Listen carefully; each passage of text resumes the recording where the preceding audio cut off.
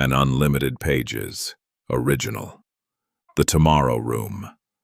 A gripping psychological mystery thriller. Every page tells a story. Every story leaves a mark. Some are forgotten with time. Others stay with us, long after the final page is turned. Tonight, a new story begins. Welcome to Unlimited Pages. Now, turn the page. Prologue. 42 years earlier. The cassette recorder clicked. Its tiny reels began to turn. For several seconds, nothing happened. Only the quiet rhythm of rain tapping against the windows filled the room. The young woman sitting beside the recorder smiled. "I've started this 3 times already." She laughed softly. "I keep forgetting what I wanted to say." She brushed a loose strand of dark hair behind her ear and looked toward the rain-covered window. "I guess introductions matter." She leaned closer to the recorder. "My name is Margaret Ashcroft." There. "I think that sounds official enough." She smiled again. "If someone ever listens to this, I hope you're not expecting anything exciting. I'm only making this because I've started noticing things." She paused. "Things I know I remembered yesterday, but somehow can't remember today." Margaret glanced toward a notebook resting beside the recorder. "So this," she gently tapped the machine, "is proof. Proof that tonight happened exactly the way I remember it." Lightning flashed beyond the window. Blackwood Lake disappeared beneath a curtain of rain. Bellweather Hotel seemed to sigh around her. Old wood settled. Pipes groaned somewhere deep inside the walls. Perfectly ordinary sounds for a building that had stood for nearly 80 years. Margaret looked around the room.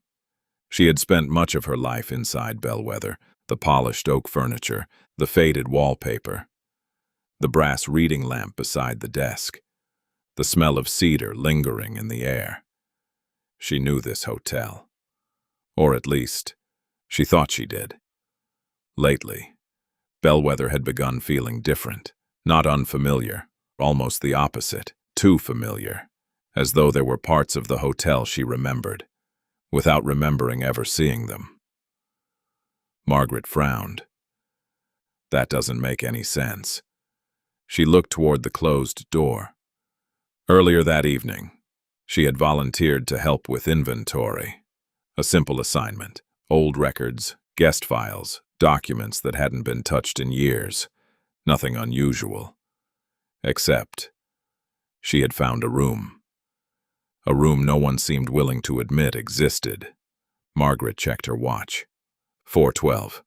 "I should probably leave." She reached toward the recorder, then stopped. Something caught her attention. A cream-colored rotary telephone sat on the corner of the desk. Margaret stared at it. She was certain, absolutely certain, it hadn't been there before. "I don't remember seeing that." She looked around the room. Nothing else had changed.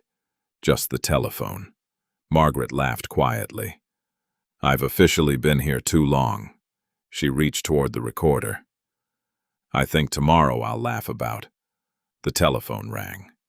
Margaret froze. The sharp bell shattered the silence. Once, twice, 3 times. She stared at it. It rang again. Slowly, almost against her own will. She stood. Each step toward the telephone felt heavier than the last. The ringing stopped. Silence returned. Margaret released a nervous breath. "See?" She smiled weakly. "I'm scaring myself." She reached for the receiver. The telephone rang again. Margaret gasped. Her hand jerked back. The bell echoed through the room. Once, twice. She swallowed, then lifted the receiver. "Hello?" Silence. Margaret frowned. "Who's there?" Someone spoke. The recorder captured only Margaret's side of the conversation. No. Her expression changed. The color slowly drained from her face. That's impossible. She listened. A tear formed in one eye. How do you know that? 3 soft knocks echoed from somewhere beyond the room. Margaret turned toward the door. Hello? No answer, only another knock. The voice spoke again.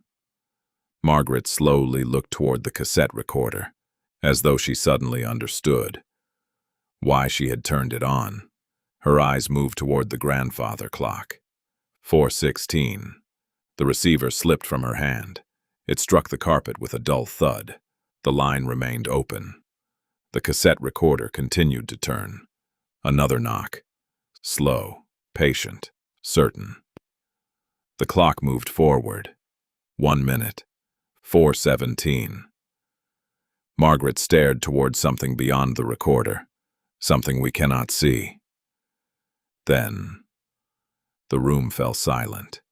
The tape kept recording, long after Margaret Ashcroft was gone. Chapter 1. Check-in. Claire Monroe had built a career uncovering other people's secrets. She had never imagined the next one would belong to her. Rain drifted across the windshield as her SUV climbed the winding road toward Bellweather Hotel. The storm wasn't violent, just patient. Steady enough to blur the world beyond the glass into shades of silver and charcoal. Towering oak trees lined both sides of the drive, their branches stretching overhead until they nearly touched. A natural tunnel separating the outside world from whatever waited ahead. Claire slowed instinctively, then she saw it. Bellweather Hotel.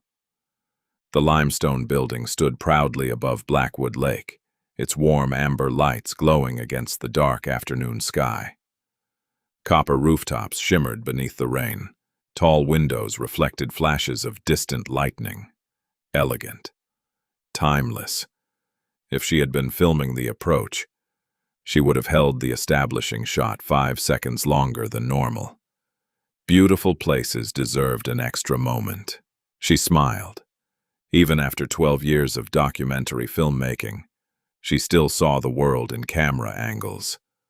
The invitation sat on the passenger seat beside her. Heavy cream-colored paper. Her name embossed across the front in dark blue ink. No logo, no marketing material. Just a handwritten note inside. Ms. Monroe. Bellweather Hotel has a history unlike any other. Should you wish to hear its story, our doors are open. Daniel Mercer, General Manager, simple, confident, almost impossible to ignore. She had nearly declined. Her last documentary had spent 14 months in production.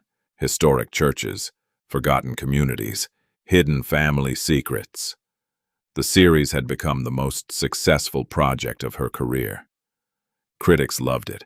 Audiences loved it. She was exhausted. Her editor had practically forced her to take a break. You've spent 12 years telling everyone else's stories. When are you going to live your own? She still wasn't sure how to answer that. Maybe that was why she'd accepted Daniel Mercer's invitation. Not to uncover another mystery, but to spend a few quiet days pretending she wasn't looking for one. The valet appeared beneath the covered entrance before she'd even shifted into park. Umbrella already open. Perfect timing. Good afternoon, Miss Monroe. He smiled warmly.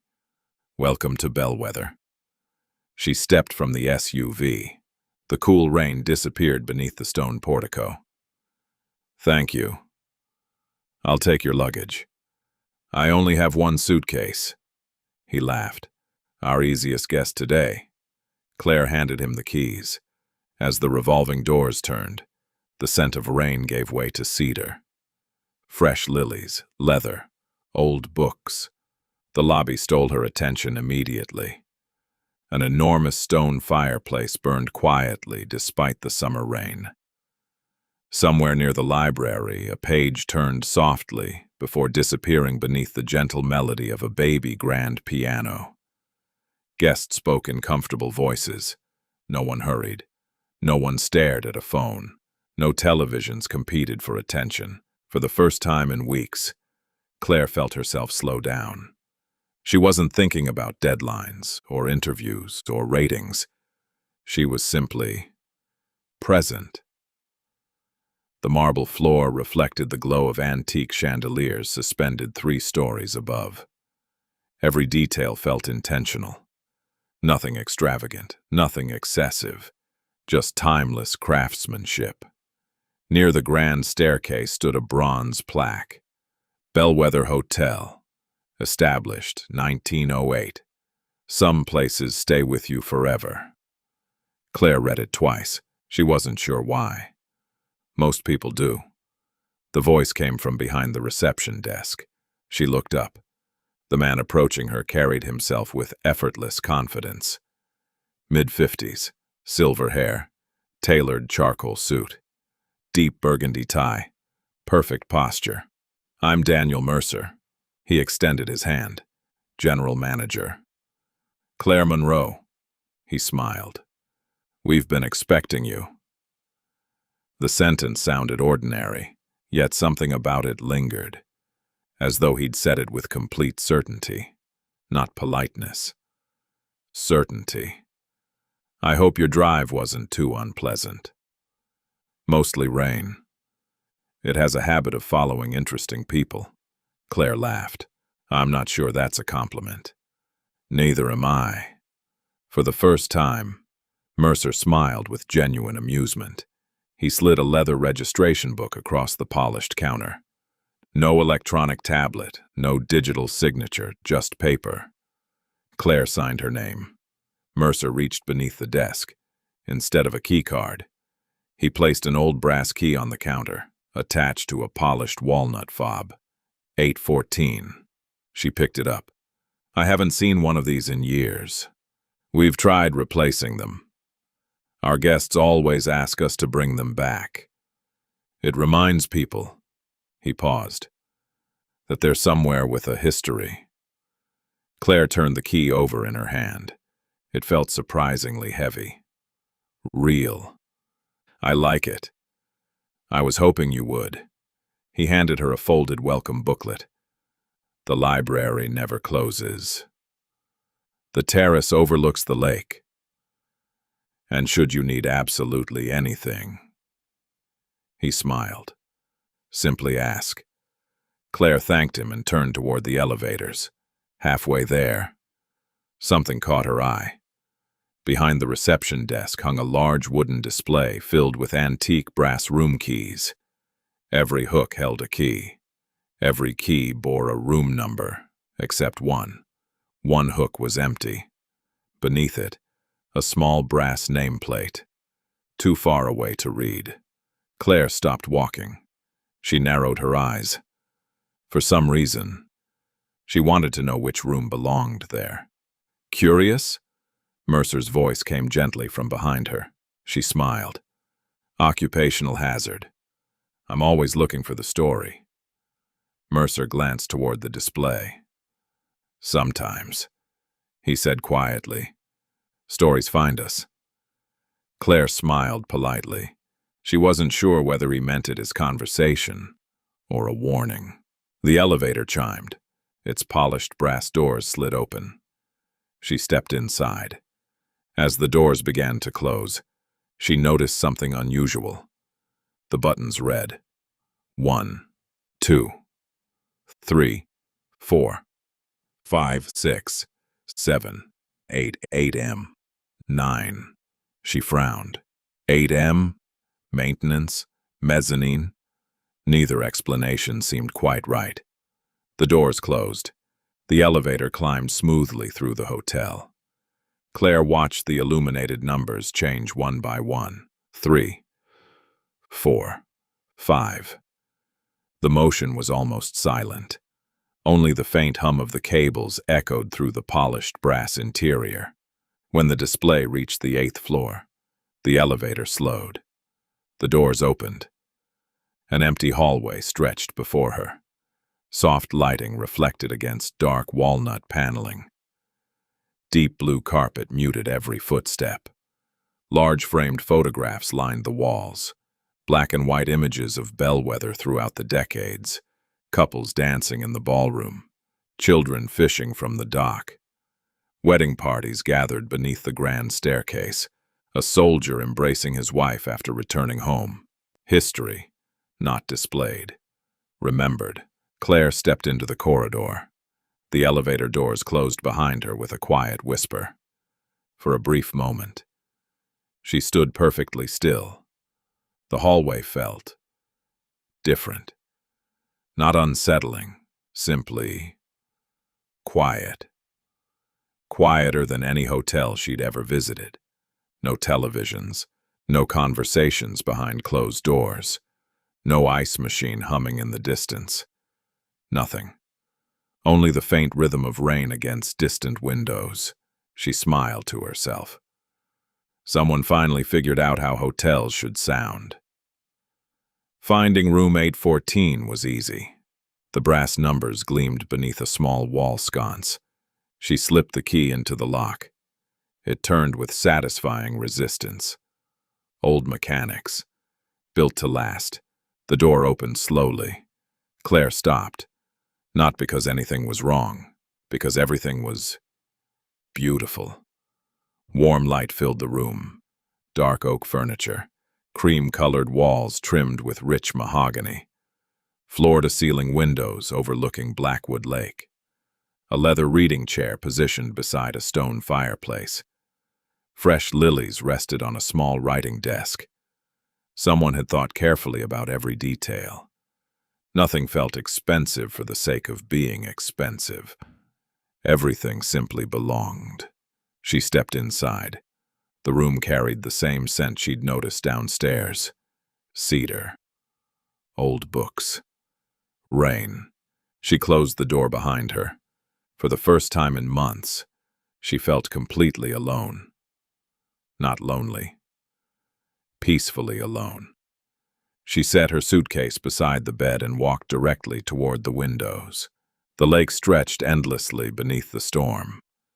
Rain danced across its surface. Far beyond the shoreline, lightning briefly illuminated the opposite hills before disappearing into the clouds. Claire rested one hand against the cool glass.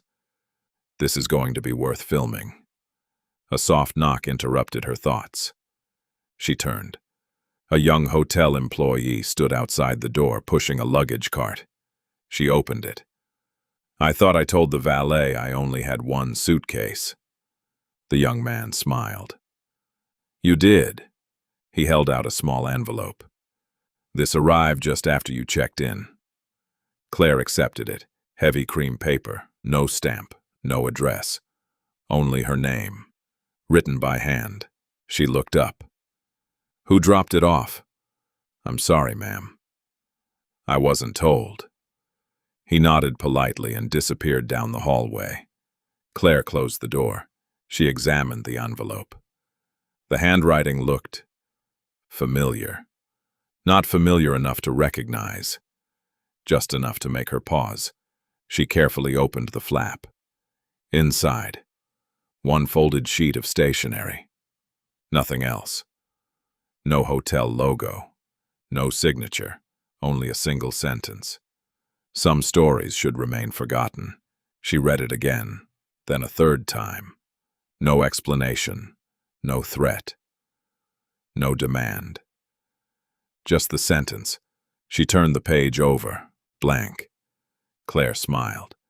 Someone had a flair for mystery. Perhaps Mercer was trying to impress a documentary filmmaker. If so, it was working. She slipped the note back into the envelope and placed it on the writing desk. Tomorrow she would ask Daniel Mercer about it. Tonight, she wanted nothing more than a hot shower, room service, and uninterrupted sleep. Outside, the rain continued falling over Blackwood Lake. Inside room 814, the envelope waited silently on the desk. And somewhere inside Bellweather Hotel, someone already knew. Claire Monroe had returned. Chapter 2. The First Inconsistency. Morning arrived quietly. Claire Monroe woke to the distant cry of gulls drifting across Blackwood Lake. For several moments she remained beneath the blankets, watching sunlight spill through the tall windows. The storm had vanished. Blue sky stretched across the lake as though the previous night's rain had never existed. She smiled. For the first time in nearly a year, she had nowhere she needed to be. No production meeting, no interview, no deadline, only Bellweather. She dressed slowly before slipping the heavy brass key into her jacket pocket. Its unexpected weight made her smile. Somehow, it felt wrong to call it a room key. It felt more like permission. The hallway outside room 814 remained almost perfectly silent. Sunlight poured through the windows overlooking the lake, casting long bands of gold across the navy carpet. Claire walked without hurry. Halfway to the elevator, she stopped before another collection of black and white photographs. Each captured a different decade of Bellwether's history. Families gathered around Christmas trees. Couples danced beneath crystal chandeliers. Children raced across the lawn, chasing one another with paper kites. Every photograph carried the same feeling, not luxury, belonging. Claire leaned closer. None of the guests looked like tourists. They looked as though they had come home. Most people stop at that one. The voice came gently from behind her. Claire turned. An elderly gentleman stood beside the window, leaning lightly on a polished oak cane. His navy sweater contrasted sharply with the crisp white shirt beneath it. His eyes were bright, observant, kind. "You noticed?" Claire smiled. "I suppose I did." He looked back toward the photograph. "They stayed here every summer." "The family?" He nodded. 42 consecutive years." Claire laughed softly. "You know the guests?" "I know the stories." He offered a hand. "Samuel Whitaker." She shook it. "Claire Monroe." "I know." The answer came naturally. Without hesitation, Claire smiled politely. "I suppose Daniel Mercer mentioned me." Samuel simply smiled. "Something like that." For reasons she couldn't explain, the response left her slightly unsettled. He changed the subject before she could ask another question. "First visit?" "Yes." "I hope you enjoy your stay." "I already am." He studied her for another second, then nodded almost to himself. "I'm glad." Without another word, he continued slowly down the hallway. Claire watched him disappear around the corner. Odd, perfectly pleasant. Yet, there had been something strangely familiar about him. She couldn't place it. The elevator arrived almost immediately. Inside, the polished brass buttons reflected the morning sunlight. Again, her eyes settled on the extra floor. 8 m. Yesterday, curiosity had almost won. Today, it did. She pressed the button. The elevator rose. 8. A gentle vibration. Then it stopped. The doors opened. Claire stepped into a room unlike anything she expected. Tall windows overlooked Blackwood Lake. Leather chairs surrounded a massive stone fireplace.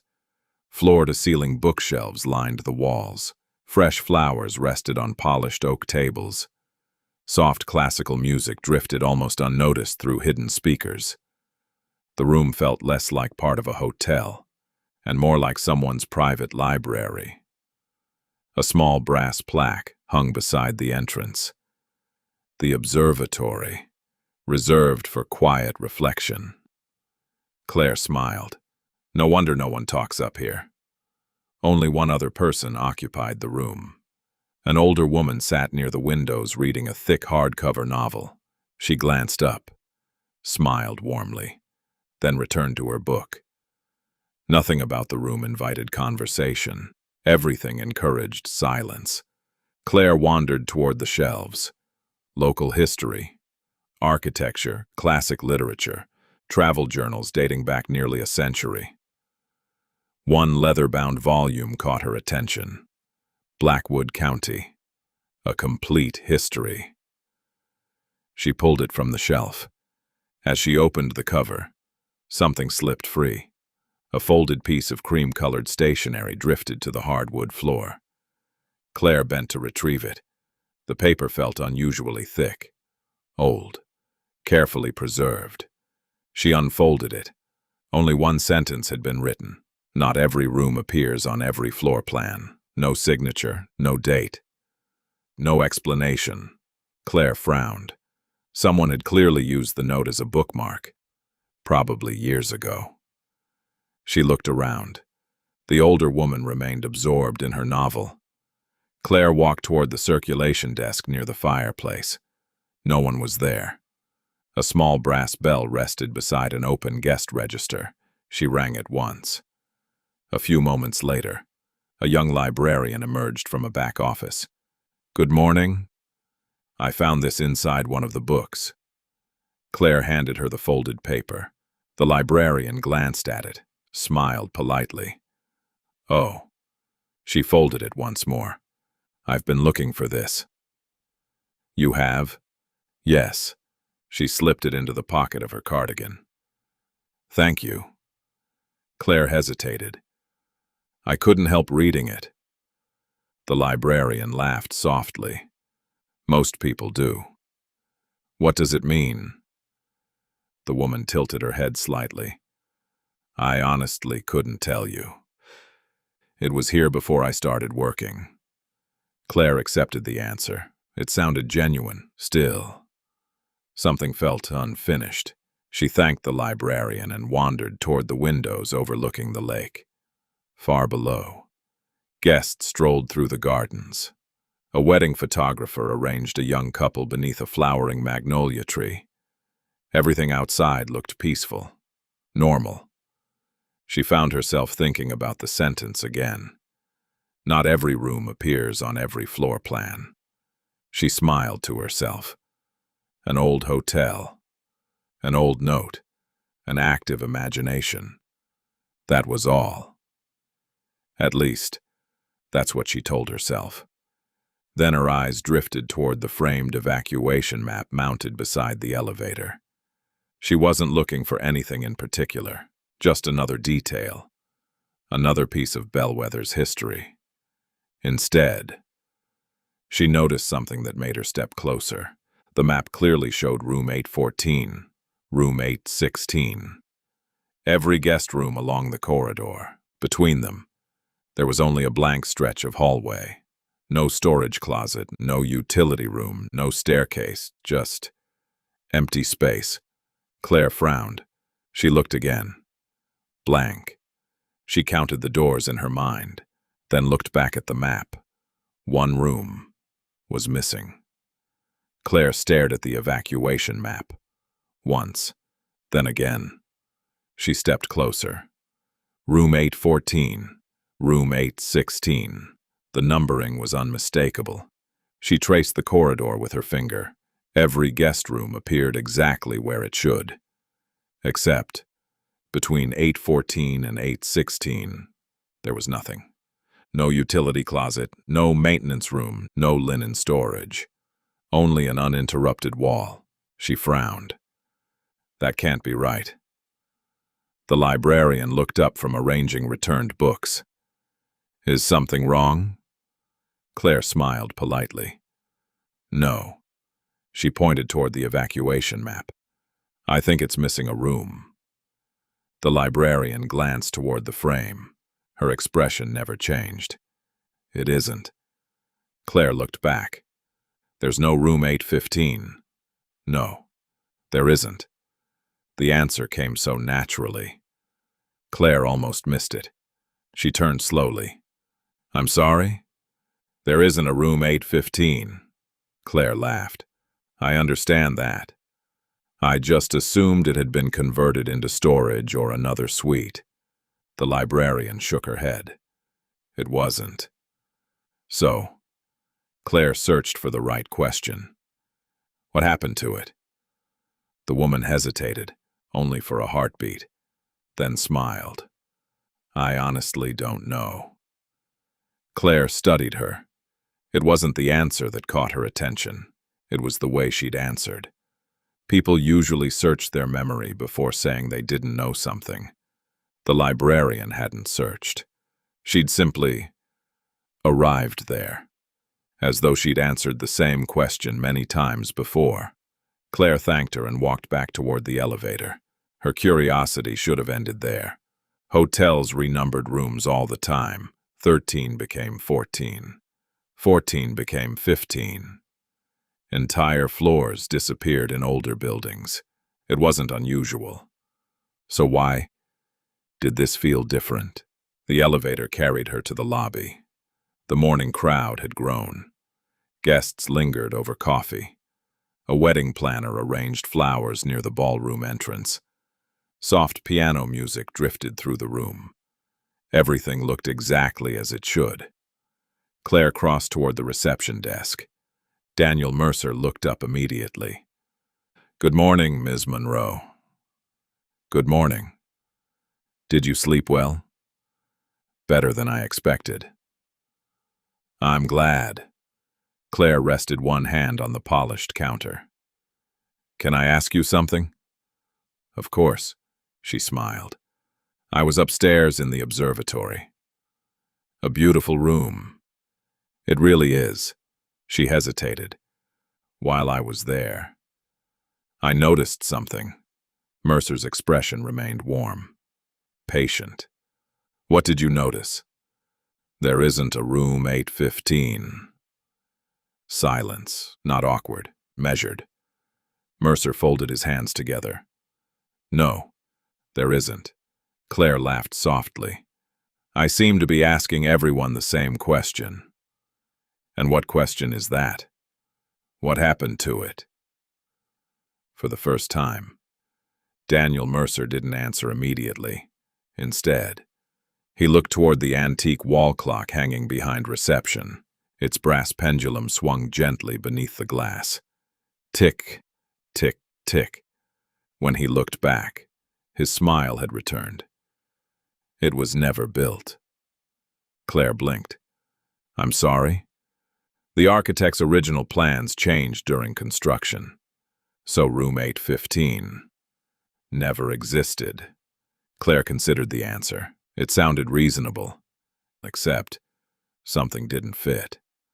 "If that's true," she said carefully, "why would the numbering skip from 814 to 816? Mercer smiled.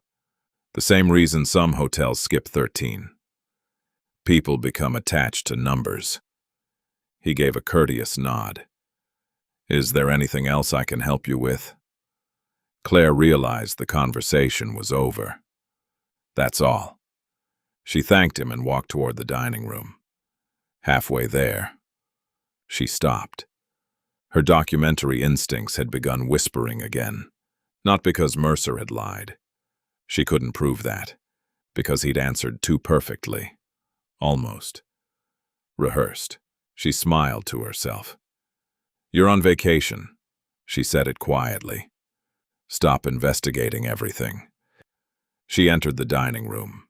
Within minutes, the scent of fresh coffee and warm pastries had replaced thoughts of missing room numbers, or so she believed. Across the lobby, Samuel Whitaker watched her over the rim of his coffee cup. He wasn't watching with suspicion or concern, only quiet recognition, as though he had seen this moment before. Outside, the morning sun sparkled across Blackwood Lake. Inside Bellweather, the first question had been asked. No one realized it would change everything. Claire chose a table beside the tall windows overlooking Blackwood Lake. Morning sunlight shimmered across the water, transforming the storm from the night before into little more than a memory. A waitress appeared almost immediately. "Coffee?" Claire smiled. "Please. And breakfast?" "The chef's recommendation." The waitress nodded. "I'll surprise you." Claire laughed. "I like surprises."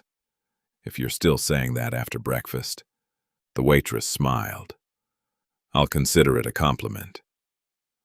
As she walked away, Claire reached into her jacket pocket, then stopped.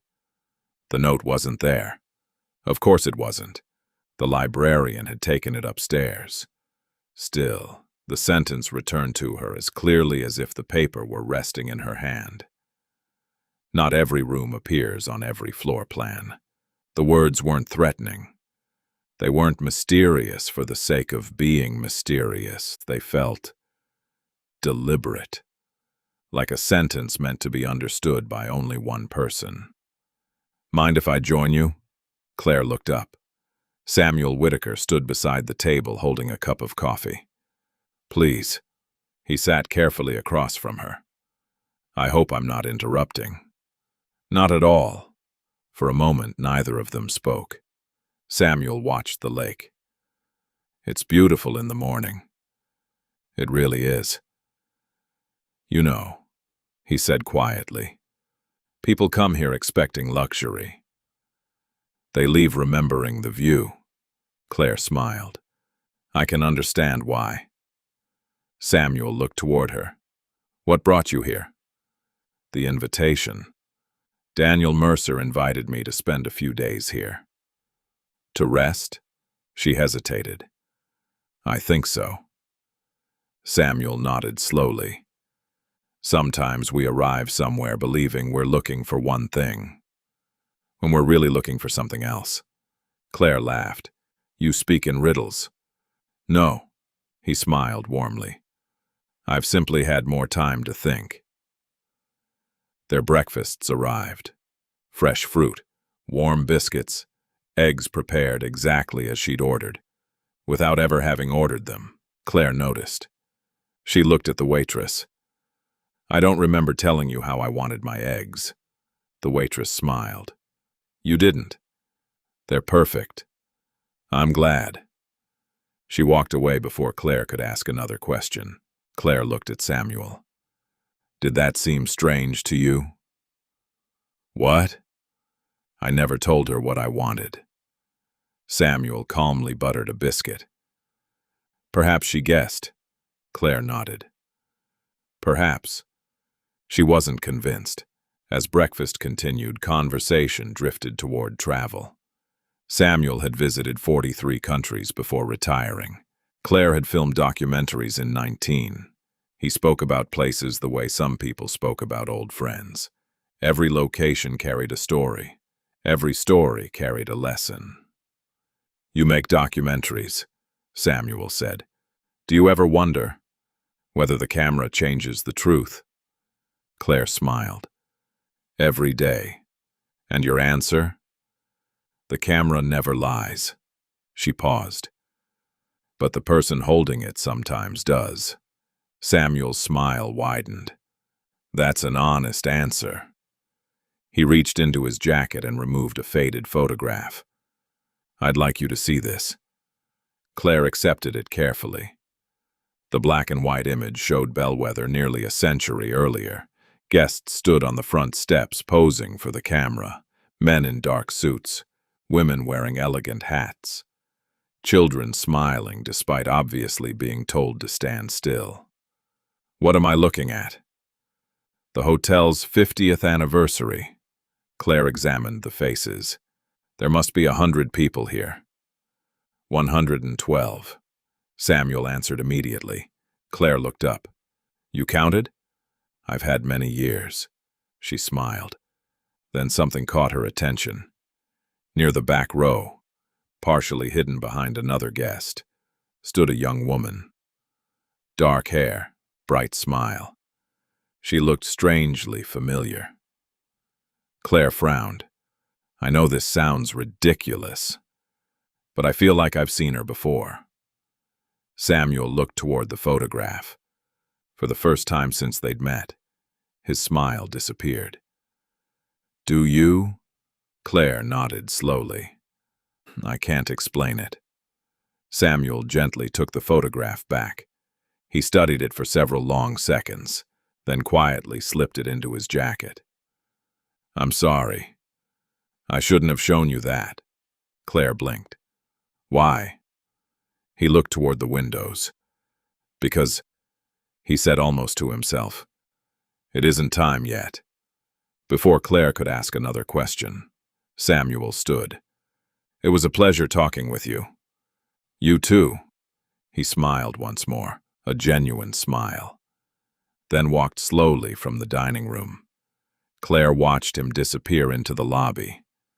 Something about that conversation lingered with her, not because of what had been said, because of everything that hadn't. She finished her coffee, collected her notebook, and decided to spend the afternoon doing what she did best. Research. If Bellweather had a history, she intended to learn it. She had no idea. The hotel had already begun learning hers. Chapter 3. The Impossible Guest. Claire spent the better part of the afternoon walking Bellweather's grounds. Stone pathways wound through gardens that had clearly been cared for by people who loved the property. Nothing felt manufactured. Nothing felt designed for tourists. Even the flowers appeared as though they had chosen to grow exactly where they belonged. She stopped beside the lake. Blackwood stretched quietly beneath a cloudless sky. A gentle breeze carried the scent of pine and fresh water. Somewhere behind her, church bells echoed from the town across the lake. She closed her eyes. For the first time in years, she wasn't thinking about her next documentary. She wasn't thinking about ratings, or deadlines, or the next interview. She was simply still. A camera shutter clicked. Claire opened her eyes. A young couple stood 20 yards away. The bride laughed as the photographer lowered his camera. "Perfect," he said. "One more." Claire smiled and quietly stepped out of the frame. The photographer nodded his thanks. She continued walking. Near the east garden, she noticed a bronze directory mounted beside a stone path. Bellweather Hotel. Guest amenities, library, observatory, grand ballroom, lakeside terrace, rose garden. Boathouse. No mention of guest rooms, no map of the upper floors. She found that odd. Most historic hotels proudly displayed their layouts. Bellweather seemed interested only in the places guests were expected to visit. She made a mental note. Old habits, always noticing, always questioning. By late afternoon, she returned to the lobby. The pianist had changed. Soft jazz had given way to a slow classical melody. Guests drifted through the room carrying shopping bags from the nearby village. Others checked in. Families, business travelers, an elderly couple celebrating an anniversary. Bellweather felt alive, not crowded, comfortable. Claire settled into one of the leather chairs near the fireplace and opened her notebook. Across the top of the page, she wrote, "Bellweather questions. Why skip room 815? Anonymous note. Mercer's answer. Librarian's answer. Samuel Whitaker." She stared at the list. It already felt like the beginning of one of her documentaries. She laughed softly. "I'm supposed to be on vacation." "You always write things down." Claire looked up. Samuel Whitaker stood beside the fireplace. "I didn't hear you." "Most people don't." He smiled. "May I?" He gestured toward the empty chair. "Of course." He lowered himself carefully into the seat. "You've started asking questions." "I've noticed a few things." Samuel nodded. "Bellweather has a way of encouraging curiosity." Claire closed her notebook. "You've stayed here often?" "For many years." "What keeps bringing you back?" He looked toward the fire. "The same thing that brings everyone back." "And what's that?" He smiled. "They're all looking for something." Claire laughed. "You really don't answer questions directly." "No. I answer the ones people eventually ask." Before Claire could respond, Daniel Mercer approached. Mr. Whitaker.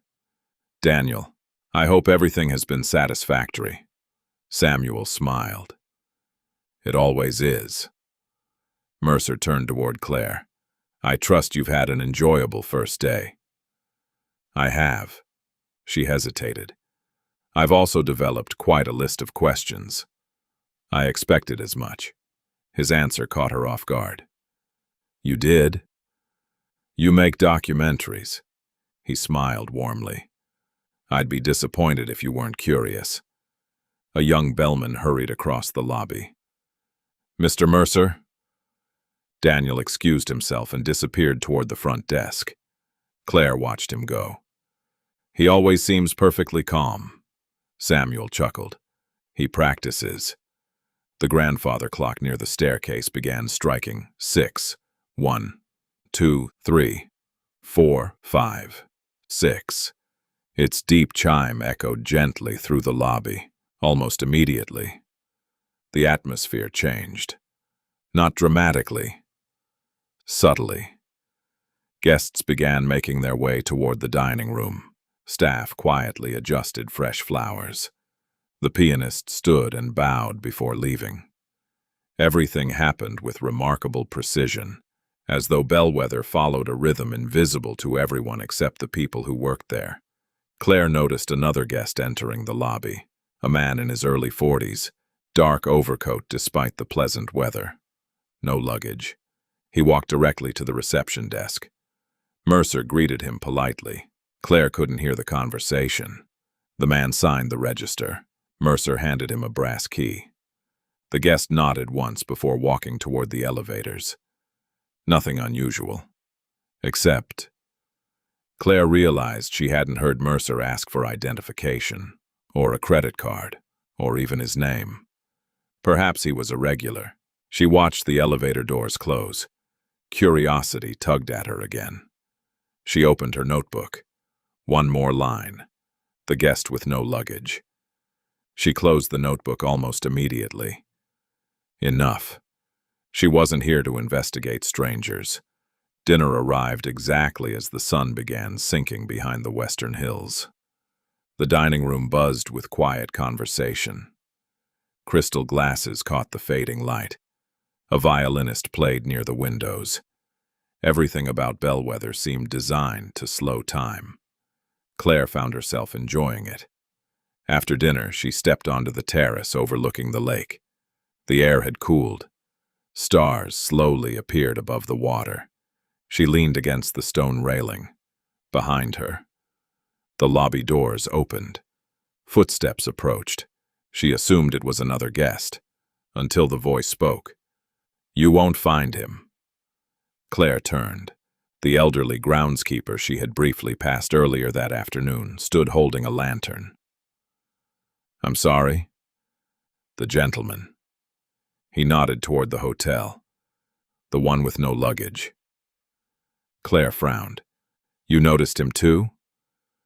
The groundskeeper's expression remained unreadable. I notice everyone. Claire smiled politely. I suppose he checked in. The old man slowly shook his head. No. He checks in every Thursday. Claire blinked. So he's a regular. No. The groundskeeper looked toward the hotel windows. He never stays. A cool breeze crossed the lake. Claire waited for him to explain. He never did. Instead, he tipped his cap, turned, and disappeared into the darkness beyond the gardens. Claire looked back toward the hotel. Every window glowed warmly against the night. Beautiful, peaceful, perfect. Yet for the first time since arriving, Bellweather no longer felt merely mysterious. It felt as though it had begun keeping secrets. Chapter 4. The Guest Who Never Stayed. Claire slept lightly, not because of noise. Bellweather remained remarkably quiet after dark. No slamming doors, no televisions, no muffled conversations drifting through the walls. Only the distant sound of water touching the shoreline below. She glanced toward the bedside clock. 6:12 a.m., earlier than she preferred. She dressed quickly, slipped her notebook into her shoulder bag, and left room 814. The hallway was empty. Morning sunlight streamed through the eastern windows, turning the polished wood paneling a warm, golden color. As the elevator descended, Claire replayed the groundskeeper's words. He checks in every Thursday. He never stays. There had to be a reasonable explanation. Perhaps he met someone. Perhaps he attended a weekly meeting. Perhaps he simply enjoyed dinner before driving home. Curiosity wasn't evidence. It was only curiosity. The lobby smelled of fresh coffee and baked bread. Several guests were already reading newspapers near the fireplace. Daniel Mercer stood behind the reception desk reviewing paperwork. When he noticed Claire, he smiled. "Good morning, Ms. Monroe." "Good morning. Coffee? I was hoping for 2 cups. I'll make sure the dining room knows." She approached the desk. "Can I ask you something?" "You may ask me anything." She smiled. "I noticed a guest arrive yesterday evening. The gentleman in the dark coat." Mercer's smile remained unchanged. "You notice details." "It's my job. He didn't have any luggage." "No." Claire leaned slightly against the counter. "I also didn't see him check out." Mercer folded a document before answering. "Not everyone stays overnight." Claire nodded. "Business meeting? If that's what he was here for." The answer felt carefully chosen. "So he left?" Mercer looked directly at her. "Everyone leaves eventually." Before Claire could ask another question, another guest approached the desk. Mercer apologized and excused himself. The conversation was over. Again, Claire walked into the dining room. She chose the same table overlooking the lake. The waitress recognized her immediately. "The chef guessed your breakfast again." Claire laughed. "I suppose I'll let him keep guessing." As breakfast arrived, she opened her notebook. One page now held several observations. Room 815, the anonymous note, the missing room, the guest with no luggage. Everyone leaves eventually. She underlined the final sentence. It sounded ordinary.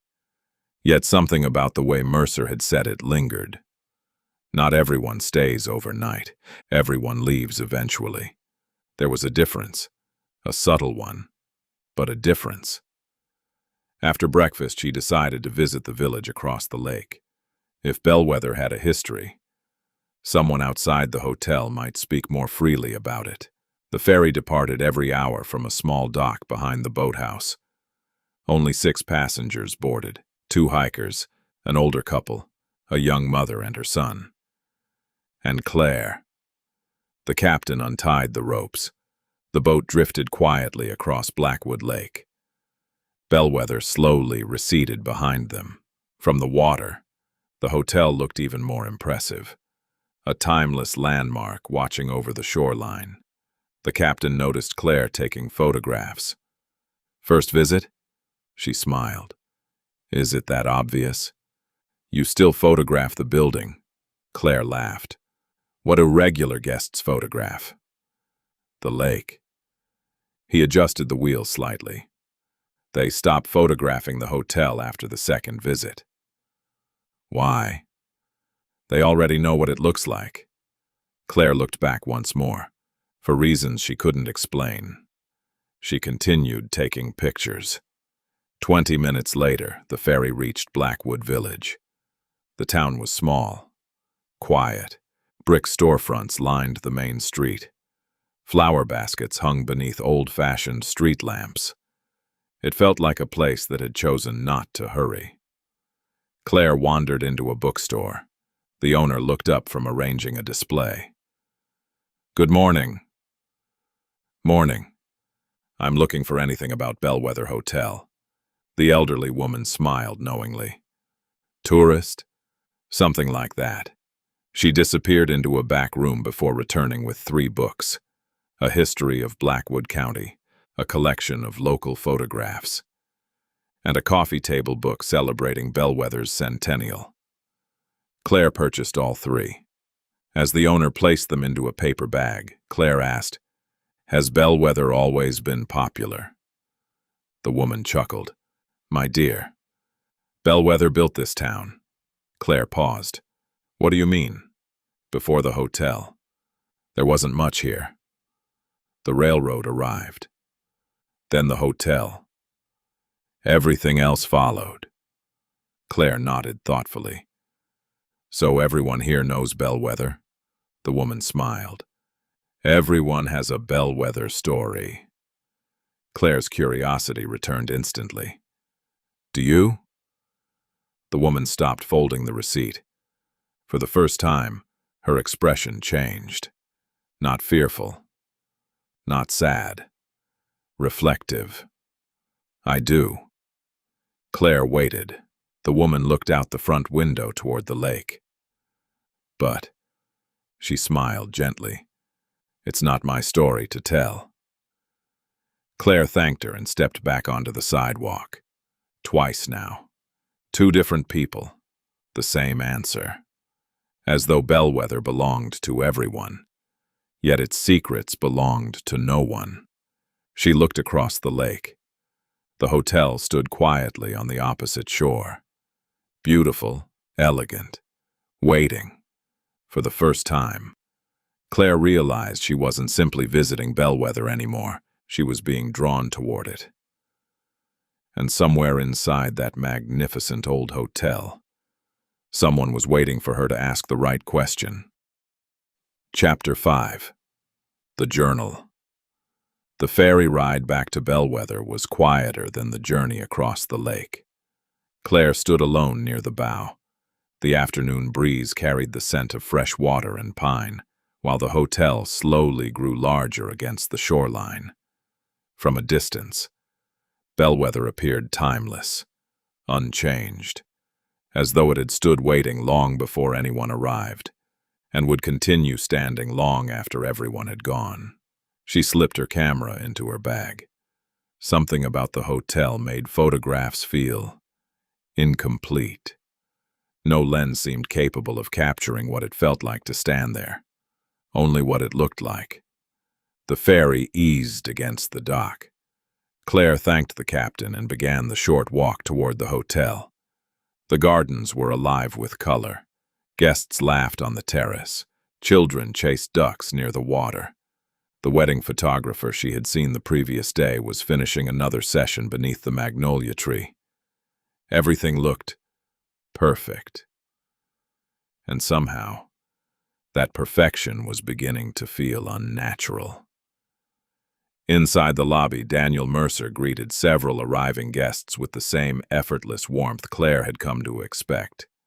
When he noticed her, he smiled. "I trust you enjoyed the village." "I did." "Find what you were looking for?" Claire thought about the bookstore owner's answer. Everyone has a Bellweather story. "It's possible I found more questions." Mercer chuckled. "The best stories usually begin that way." She studied him for a moment. He never appeared surprised, never impatient, never caught off guard. It was as though every conversation followed a script only he had already read. She smiled politely and continued toward the grand staircase instead of the elevator. She wanted to see the hotel. Really see it. The staircase curved upward beneath a magnificent crystal chandelier. Every wooden banister gleamed from decades of careful polishing. Portraits lined the walls. Former owners, architects, gardeners, managers. The people who had built Bellweather into something far greater than a hotel. Halfway to the second floor, one portrait caught her attention. The plaque beneath it read, "Eleanor Ashcroft, Head Librarian, 1928 to 1964. Claire frowned. There was something familiar about her face, not because she recognized the woman, because she had seen those eyes before, the same calm expression, the same thoughtful smile, The same silver hair. The librarian. Not identical, but close enough to stop her. Beautiful portrait. Claire turned. The current librarian stood a few steps below her, carrying several books. It is. Claire looked back toward the painting. Was she related to you? The librarian smiled. My grandmother. I thought I noticed the resemblance. So did everyone else. Claire laughed. She must have loved this place. The librarian looked toward the portrait. I don't think she ever imagined living anywhere else. There was genuine affection in her voice. Claire found herself asking another question. Has your family always worked here? For 4 generations. That's incredible. The librarian nodded. Bellweather has a way of becoming part of families. The sentence lingered. Claire thanked her and continued upstairs. She wasn't sure why, but she suddenly realized something. Every employee she'd met spoke about Bellweather as though it were more than a workplace, more than a business. Almost like a member of the family. She reached the 2nd floor. Unlike the guest levels above, this floor contained several quiet lounges overlooking the lake. One room held shelves filled with books guests were free to borrow. Claire wandered inside. A small sign rested on an antique writing desk. Leave a story. Take a story. Beneath it sat dozens of leather journals. Some looked new. Others were worn from years of use. Curious, Claire opened one at random. A handwritten entry filled the page. We came for our anniversary. Planned to stay 1 weekend. Ended up staying 6 weeks. Neither of us wanted to leave. She smiled. Another journal. My father proposed to my mother here in 1957. They returned every year until he passed away. She turned another page. Bellweather reminds us that life moves too fast everywhere else. Claire continued reading. Hundreds of guests, hundreds of memories. Some joyful, some heartbreaking. Every journal felt honest, real, until one entry stopped her. It wasn't dated, it wasn't signed. It contained only a single sentence. If you're reading this, it's already too late. Claire's smile disappeared. She turned the page. Blank. Another page. Blank. The remaining pages were empty. She closed the journal slowly. A chill crept across the room despite the warm afternoon sunlight. Interesting choice. Claire looked up. Samuel Whitaker stood in the doorway. I didn't hear you. You've said that before. He smiled gently. Claire held up the journal. Do you know who wrote this? Samuel's expression grew thoughtful. I was wondering when someone would find it. You've read it? He nodded once. Years ago. What does it mean? Samuel looked toward the windows overlooking Blackwood Lake. The meaning depends on who's reading it. Claire couldn't hide her frustration. Everyone here answers questions with another mystery. Samuel chuckled softly. No. He looked directly into her eyes. We simply learned that Bellweather reveals its truths in the wrong order. Before Claire could respond, the grandfather clock downstairs began striking 4. Samuel glanced toward the sound, then back at Claire. Whatever you do, he said quietly, don't stop asking questions. He turned and walked away. Claire stood alone in the reading room. The journal remained open on the table.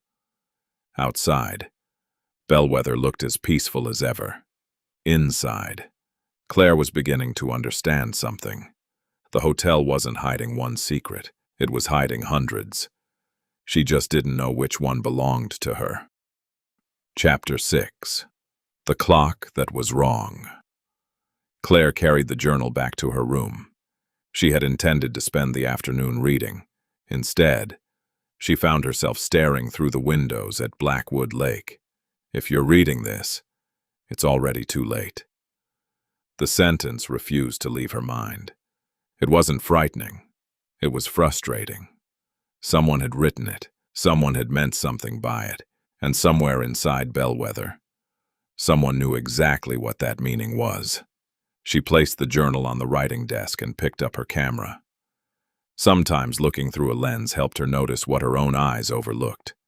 She photographed the lake, the fireplace, the brass room key resting beside the welcome booklet. Then she photographed the evacuation map mounted beside her door. Out of habit more than purpose. Click.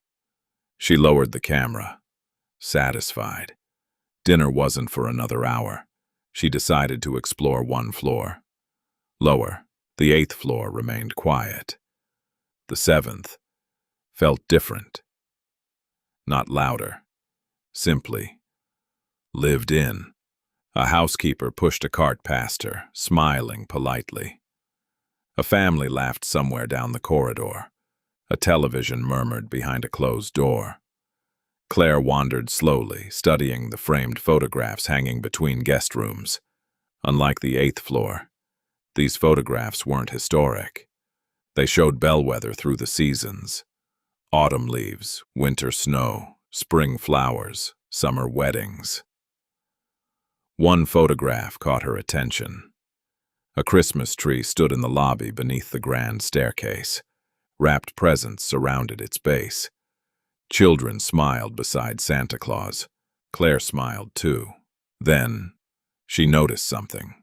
The grandfather clock beside the staircase read 4:17. She frowned. The photograph had clearly been taken at night. The windows were dark. Christmas lights glowed.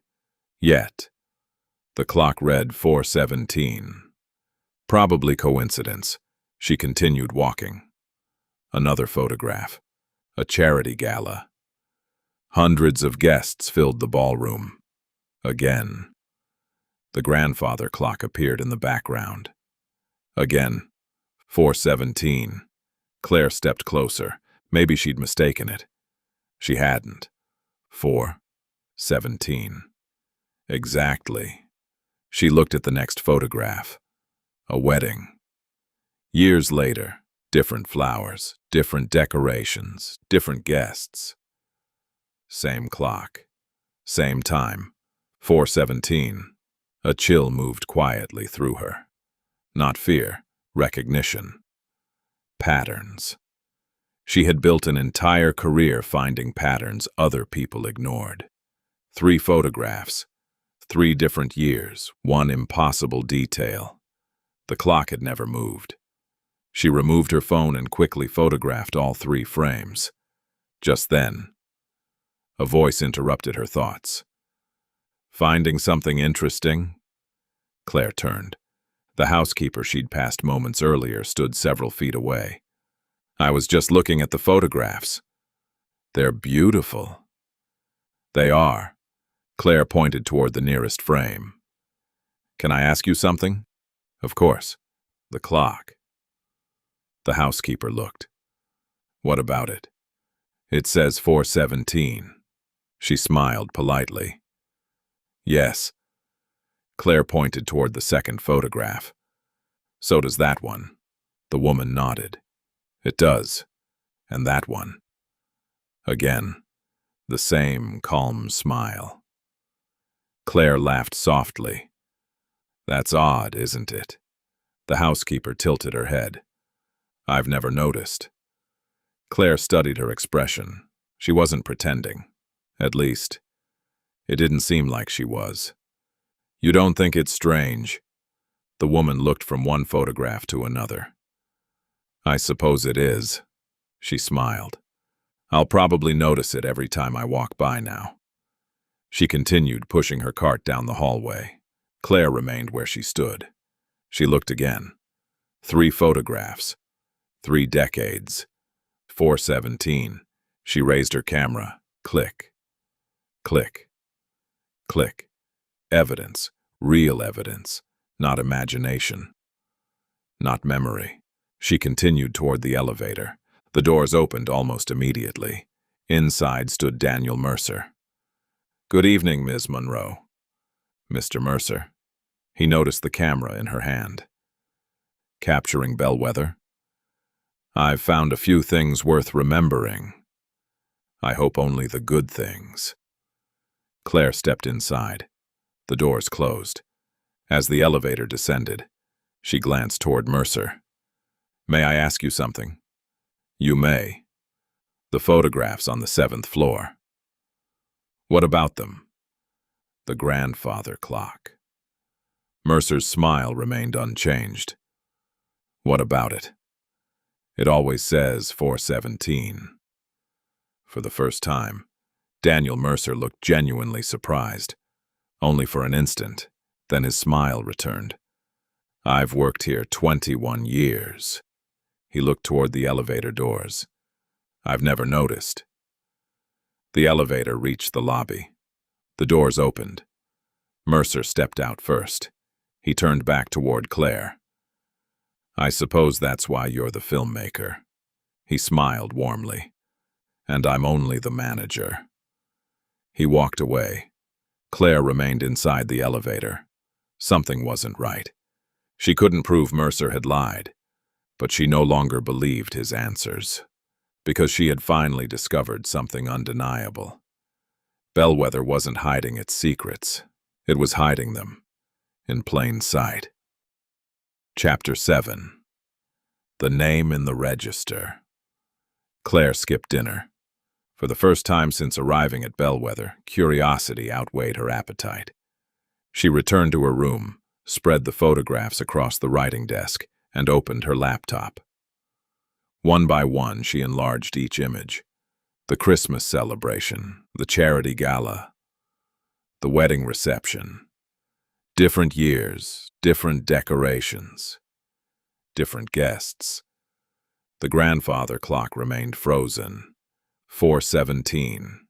She zoomed closer. The minute hand never moved. Neither did the hour hand. She leaned back. Either someone had intentionally staged every photograph, or the clock had stopped decades ago. Yet, she had heard it strike 6. She had heard it strike 4.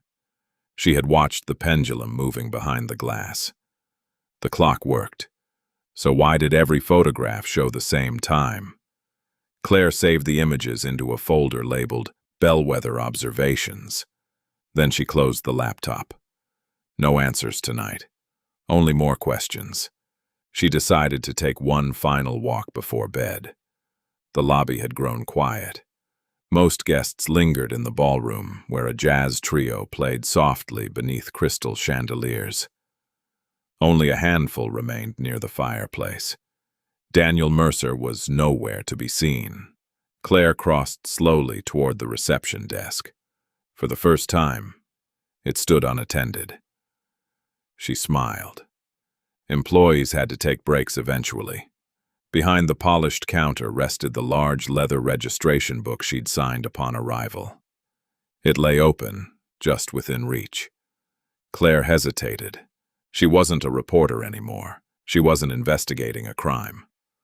Looking would be an invasion of someone's privacy. She turned to leave. Then she remembered the man with no luggage, the one who supposedly checked in every Thursday, yet never stayed. Her curiosity won. She stepped behind the counter. Only for a moment. She looked down. Today's arrivals filled the page. Families, business travelers, a wedding party. She found her own signature halfway down. Claire Monroe. Room 814. She scanned the remaining names. No man in a dark overcoat, no guest without luggage. Nothing unusual. She frowned. Had Mercer already turned the page? She carefully lifted the corner. Yesterday. Nothing. Another page. Last week. Still nothing, no matter how many pages she checked. The mysterious guest wasn't there. A voice interrupted the silence. "Looking for someone?" Claire froze, slowly. She looked up. Daniel Mercer stood several feet away. His expression wasn't angry or suspicious. only curious. Claire closed the book. She considered lying. Instead, she smiled apologetically. I was looking for the gentleman who arrived yesterday. The one without luggage. Mercer nodded once. I thought you might be. Claire stepped from behind the desk. I'm sorry. I shouldn't have looked. No, he answered calmly. You shouldn't have. Silence settled between them. Claire expected him to ask her to leave. He didn't. Instead, he walked behind the counter, closed the registration book, locked it inside a drawer, then looked back at her. You didn't find what you were looking for. No. Because you were looking in the wrong place. Claire blinked. I'm sorry? Mercer smiled gently. Some guests leave records. He picked up a brass room key from the counter. And some don't. He placed the key back onto its hook. As strange as it sounds, not everyone who arrives at Bellweather checks in. Claire searched his face. She waited for the smile, for the joke. It never came. You can't be serious. I rarely joke. The grandfather clock began striking 8. Its deep chime echoed across the lobby. Mercer glanced toward it, then quietly excused himself as another employee approached. The conversation ended as suddenly as it had begun. Claire remained standing beside the reception desk. Her heartbeat had quickened. Not because Mercer frightened her, because, for the first time, he hadn't tried to explain away one of her questions. He had made it larger. She slowly walked toward the grand staircase. Halfway there, she stopped. The antique display of brass room keys hung exactly where she remembered. Every hook held a key. Every room number appeared in perfect order, except one, the empty hook. Tonight, she stepped closer, close enough to finally read the engraved brass nameplate beneath it. Her breath caught. The room existed, or at least, it had. She stared at the empty hook. Someone had removed the key, but no one had removed the place where it belonged. Behind her, the grandfather clock struck its final chime. The lobby fell silent once more. Claire never noticed the security camera above the reception desk slowly turning, until it stopped, pointing directly at her. Chapter 8. The camera that shouldn't exist. Claire stood motionless. The security camera remained pointed directly at her. Its small indicator light glowed steadily, watching, recording, or perhaps simply reminding every guest that Bellweather noticed more than it revealed. She glanced once more at the empty hook beneath the brass plaque. The room had existed. Someone had chosen to erase it, not from the key display, not completely, only from everywhere guests were expected to look. A voice broke the silence. Beautiful craftsmanship, isn't it? Claire turned. The night concierge, a younger man she hadn't met before, stood behind the reception desk. He smiled politely. The key display? Claire asked. He nodded. Original to the hotel. It survived 2 renovations. Claire looked back at the empty hook. It looks like one key is missing. The concierge followed her gaze. Oh, his expression barely changed. I suppose it is. You've never noticed. I've worked nights for 3 years. He laughed softly. I've learned people notice different things. Claire smiled. I guess I'm one of those people. I'd say so. He picked up a reservation folder. If you're looking for room 815. He stopped himself, then smiled. I'm afraid I can't help you. Claire's attention sharpened immediately. I never said I was looking for room 815. For the first time, the concierge's confidence slipped, only for a second. My mistake. He recovered almost instantly. I assumed. Claire studied him. He looked genuinely uncomfortable, not frightened, embarrassed. She thanked him and walked away before pressing further. As she crossed the lobby, one thought refused to leave her. How had he known? She had never mentioned the room number, not once. The hallway outside room 814 felt colder than usual, not physically, emotionally, as though the questions she'd been asking downstairs had somehow followed her upstairs. She unlocked her door, placed the brass key on the writing desk, then stopped. Her camera. It wasn't where she'd left it. Claire frowned. She distinctly remembered placing it beside the notebook before dinner.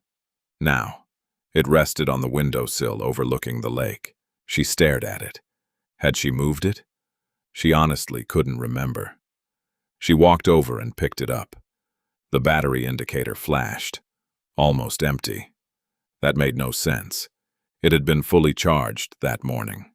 She hadn't taken enough photographs to drain it. Curious, she opened the gallery. The first dozen photographs were exactly what she expected. The lake, the gardens, the 7th floor hallway, the grandfather clock. Then she stopped. There was one photograph she had never taken. Claire enlarged it. Her pulse quickened. It showed the 8th floor corridor. The image was perfectly centered. Room 814 on the left, room 816 on the right. Between them, a door.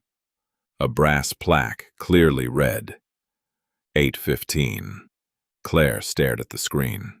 She slowly swiped to the next photograph. The same hallway. Only now. The door was gone, just a section of wood-paneled wall. She went back. Door. Forward. No door. Back. Door. Forward. Nothing. She zoomed into the image. No signs of editing. No digital artifacts. Nothing to suggest manipulation. Just 2 photographs of the same hallway. One impossible difference. Claire looked at the file information. Both images had been captured only 3 seconds apart. 3 seconds. She sat heavily in the leather chair. Someone had used her camera. Or someone had placed photographs onto it. Neither explanation made sense. A knock echoed softly through the room. 3 slow taps. Claire looked toward the door. Silence. Another knock. She stood, walked carefully across the room, opened the door. The hallway was empty. Not another guest. Not a housekeeper. No footsteps fading into the distance. Nothing. Only silence. She stepped into the corridor. The air smelled faintly of cedar. A breeze drifted through a nearby open window. She looked toward room 816, then toward the space between the 2 rooms, just polished wood paneling, exactly as before. She shook her head. I'm tired. She almost believed it. Almost. As she turned to re-enter room 814, something caught the corner of her eye. A folded piece of cream-colored paper rested on the carpet just inside her doorway. She was certain it hadn't been there moments earlier. Claire bent down, picked it up. There was no envelope, no signature, only one sentence written in careful handwriting. The camera remembers what people choose to forget. Chapter 9. The Voice in the Library. Claire read the note 3 times. The camera remembers what people choose to forget. She turned it over. Blank. No watermark. No hotel stationery. Nothing to identify where it had come from. She looked back into the hallway. Still empty. The silence felt almost deliberate. She closed the door, engaged the deadbolt, and laid the note on the writing desk. 3 notes. 3 different messages. 3 different moments. Someone wasn't trying to frighten her. Someone was guiding her. The realization unsettled her more than any threat could have. She picked up her camera again. The impossible photographs remained exactly where she'd seen them. Room 815. No room 815. 3 seconds apart. Claire copied the images onto her laptop, then onto a portable flash drive she always carried while traveling. Old habit. Never trust a single copy. Only after the files had finished transferring did she finally allow herself to breathe. She closed the laptop. One question echoed louder than all the others. Who wanted her to see those photographs? The library remained open 24 hours. Mercer had proudly mentioned that during check-in. At nearly 10 o'clock it was almost empty. A fire crackled softly beneath the stone mantel. A young couple whispered over a chessboard near the windows. An elderly woman slept peacefully in a leather chair with an unopened novel resting across her lap. Claire walked directly toward the history shelves. The librarian looked up from her desk. "I wondered if I'd see you again tonight." Claire smiled. "I've become predictable. Only curious." The librarian returned the smile. "What are you looking for?" "I haven't decided yet." In that case, she gestured toward the history section. That's usually where people begin. Claire wandered slowly along the shelves. Blackwood County, regional architecture, railroads, historic hotels. Then, one title caught her attention. Bellweather Hotel, a century of hospitality. She removed it carefully. The pages were thick, beautifully printed, filled with photographs spanning generations. She carried it to a reading table near the fireplace. The first chapters celebrated the hotel's construction, its founders, its famous guests, presidents, actors, authors, musicians. Nothing unexpected. She continued reading. 20 years, 40 years, 75 years. Then, a photograph stopped her. The grand lobby, nearly identical to today. The same fireplace, the same staircase, the same grandfather clock. She looked automatically toward the clock in the photograph. 4:17. Again, Claire leaned closer. Impossible. Every historic photograph. Every modern photograph. Always. 4:17. She quickly flipped backward. Another lobby photograph. 4:17. Another. 4:17. Every single one. She looked toward the real lobby beyond the library doors. The grandfather clock stood exactly where it always had. Its pendulum swung steadily. Tick, tick, tick. Working, alive, yet frozen forever inside every photograph. "You're the first person who's noticed." Claire looked up sharply. Samuel Whitaker stood beside the fireplace. She hadn't heard him approach. "You knew." Samuel nodded. "I noticed it years ago." "You didn't tell anyone?" "I did. And no one believed me." Claire turned the book toward him. "How is this possible?" Samuel looked at the photograph. "I don't know." It was the first time she'd heard him admit uncertainty. "Then why doesn't anyone else see it?" "They do," he answered quietly. "They just forget." Claire stared at him. "Forget?" Samuel nodded slowly. The next morning, they remember asking the question. They remember looking at the photographs. But somehow, they forget the clock. Claire laughed, not because it was funny, because it sounded impossible. "I don't believe that." "I didn't either." Samuel reached into his jacket. He removed an old notebook. The leather cover had nearly worn smooth with age. He placed it gently on the table. "I started writing things down." Claire looked at the notebook. "Why?" "So I'd know whether I was remembering, or simply remembering that I had remembered."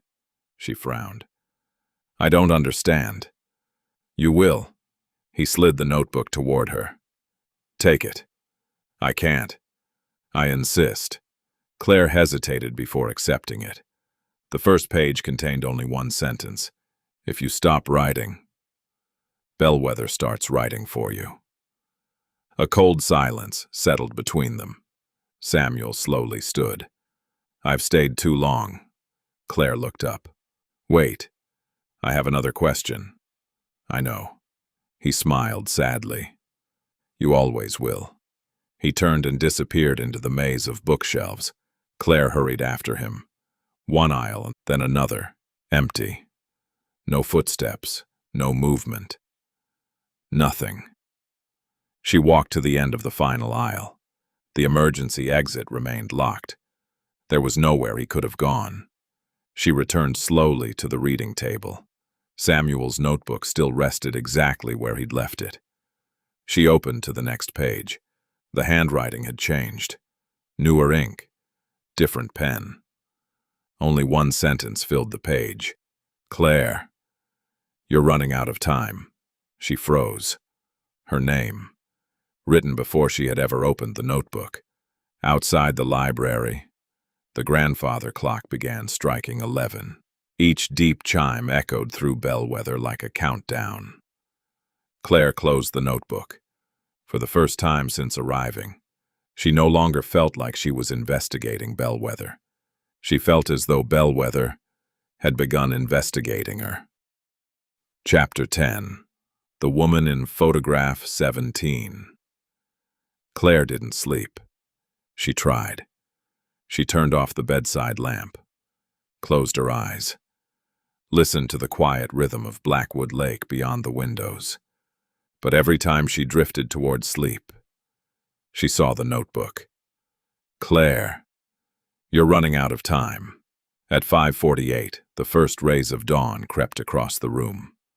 She gave up. Coffee seemed far more useful than sleep.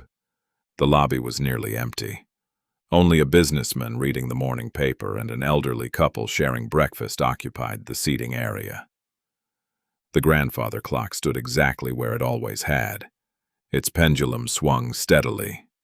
Tick, tick, tick.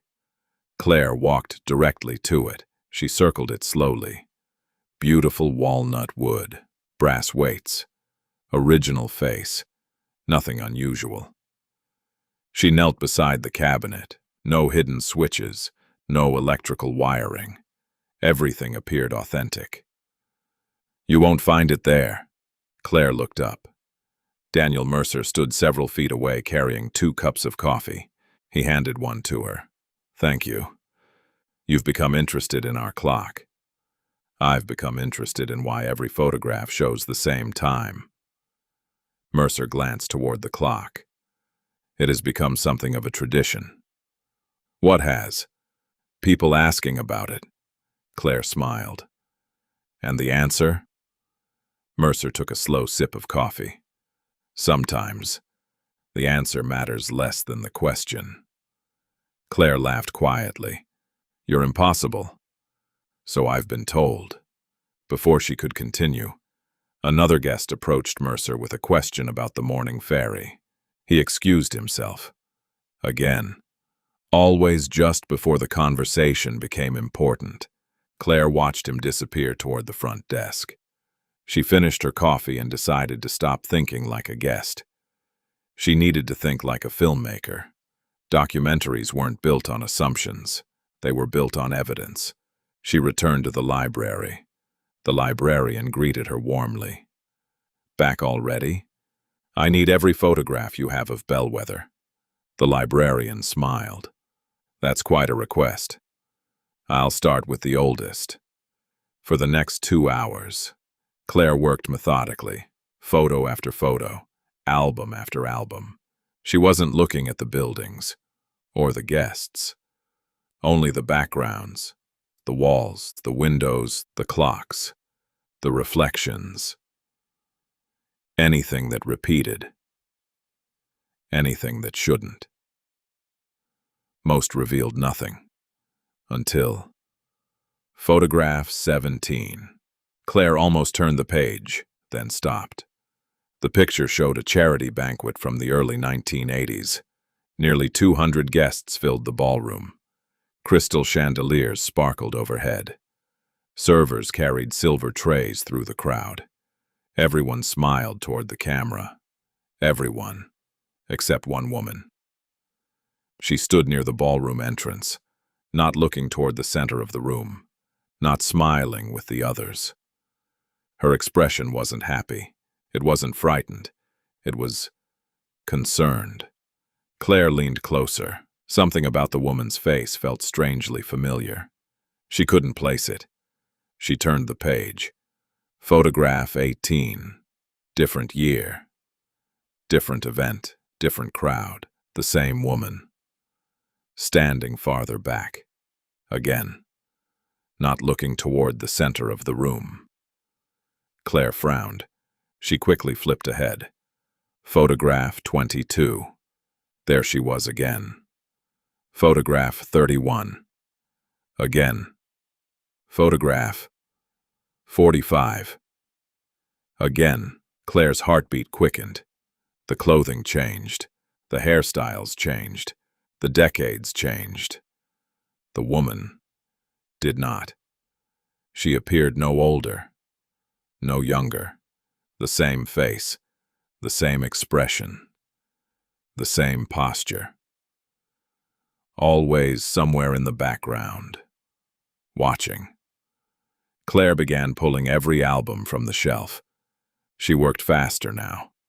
30 minutes passed, then 40. By the time she finished, she had counted 17 appearances, 17 photographs, spanning nearly 50 years. The same woman.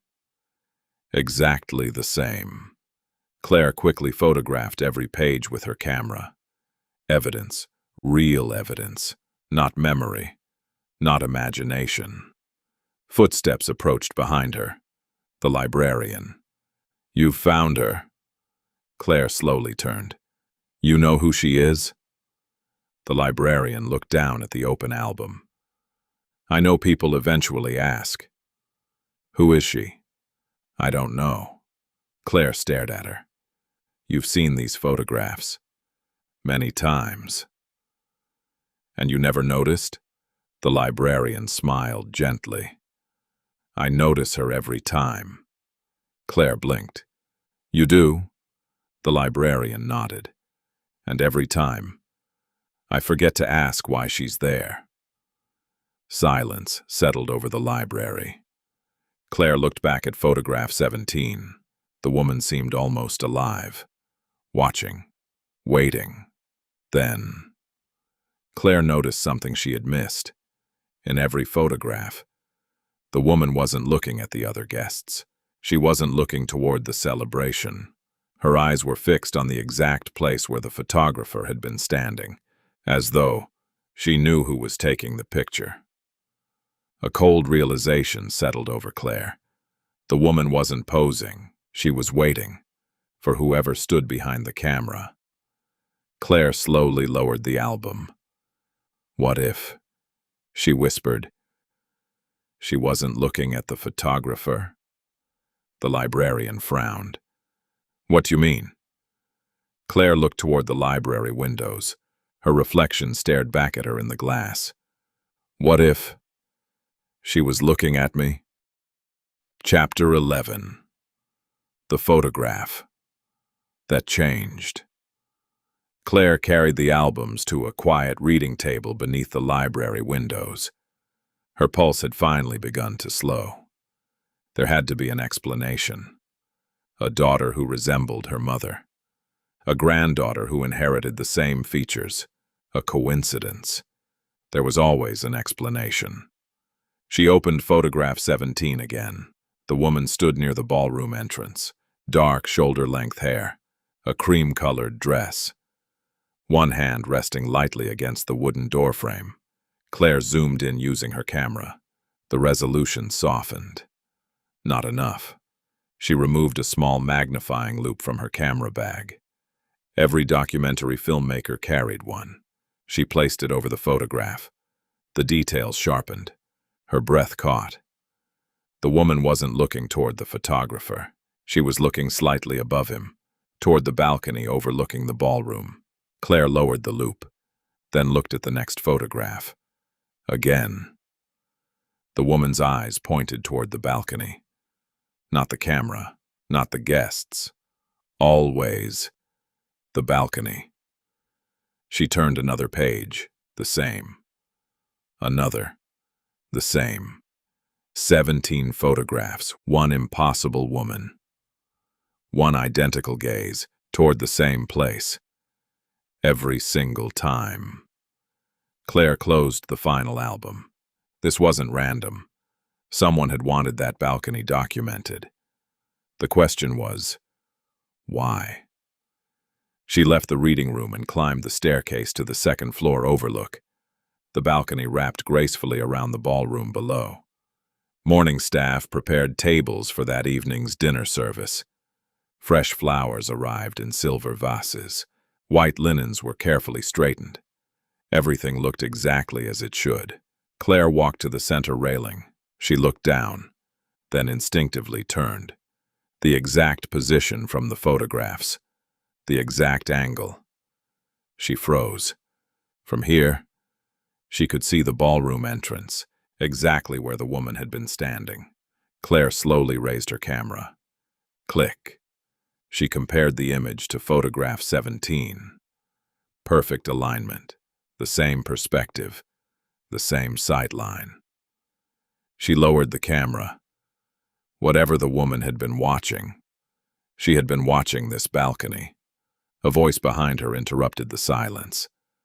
That's where she always stood. Claire turned quickly. Samuel Whitaker. He rested both hands upon his cane. His eyes remained fixed on the ballroom below. You know who she is? Samuel was quiet for a long moment. I know who people believed she was. And who was that? A guest. Claire waited. Samuel slowly shook his head. They were wrong. Who was she? He looked toward Claire. She worked here. Claire frowned. What did she do? No one knows. You do. I know. He answered softly. That she disappeared. The words settled heavily between them. Disappeared? Samuel nodded. No body, no goodbye, no record of leaving. Just gone. Claire looked back toward the ballroom. When? 1984. But she's in photographs taken after that. Samuel looked down. I know. Claire's heartbeat quickened. Then who took them? Samuel smiled sadly. That's the question. He reached into his jacket. This time he removed a faded newspaper clipping. The headline read, Local employee missing. Hotel search ends without answers. A grainy black and white photograph accompanied the article. Claire immediately recognized the woman. You kept this? Samuel nodded. I've kept many things. She studied the article. The text had faded with age. Only fragments remained legible. Bellweather employee. Last seen, 26 years old. Search suspended. No evidence. Then, her eyes found the name beneath the photograph. Margaret Ashcroft. Claire looked up. Ashcroft? The librarian's family? Samuel nodded. Eleanor Ashcroft was her mother. Claire suddenly understood the resemblance, not simply to the librarian, to the portrait on the staircase. Margaret Ashcroft was Eleanor's daughter, and the current librarian's family had remained at Bellweather for 4 generations. The realization sent a chill through her. They had spent 40 years working in the same building where one of their own had vanished. Claire looked toward the library doors. Does the librarian know? Samuel remained silent. She already had her answer. Outside, clouds slowly drifted across the sun. The ballroom darkened for just a moment. long enough for Claire to notice something strange below. A woman in a cream-colored dress crossed the ballroom floor. Claire leaned forward. Her pulse raced. She looked exactly like the woman from the photographs. The same hair, the same posture, the same dress. The woman reached the ballroom entrance. Stopped. Looked toward the balcony, directly at Claire. Then smiled. Claire blinked. Only once. When she looked again, the ballroom was empty.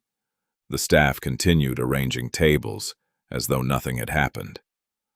No cream-colored dress, no mysterious woman, no one looking back at her. Samuel hadn't moved. He was still watching Claire. Not the ballroom. Claire swallowed. Her voice barely rose above a whisper. "Did you see her?" Samuel's expression grew solemn. "No." He paused. "But I know exactly who you mean." Chapter 12. The Letter That Never Existed. Claire remained on the balcony long after Samuel Whitaker had quietly walked away. She never heard him leave. One moment he was standing beside her. The next, only the polished oak railing remained. Below, Bellweather continued as though nothing had happened. Staff prepared the ballroom. Guests wandered toward the gardens. Somewhere downstairs, silverware clinked softly against china. Life continued, yet Claire couldn't shake the feeling that she'd just witnessed something impossible.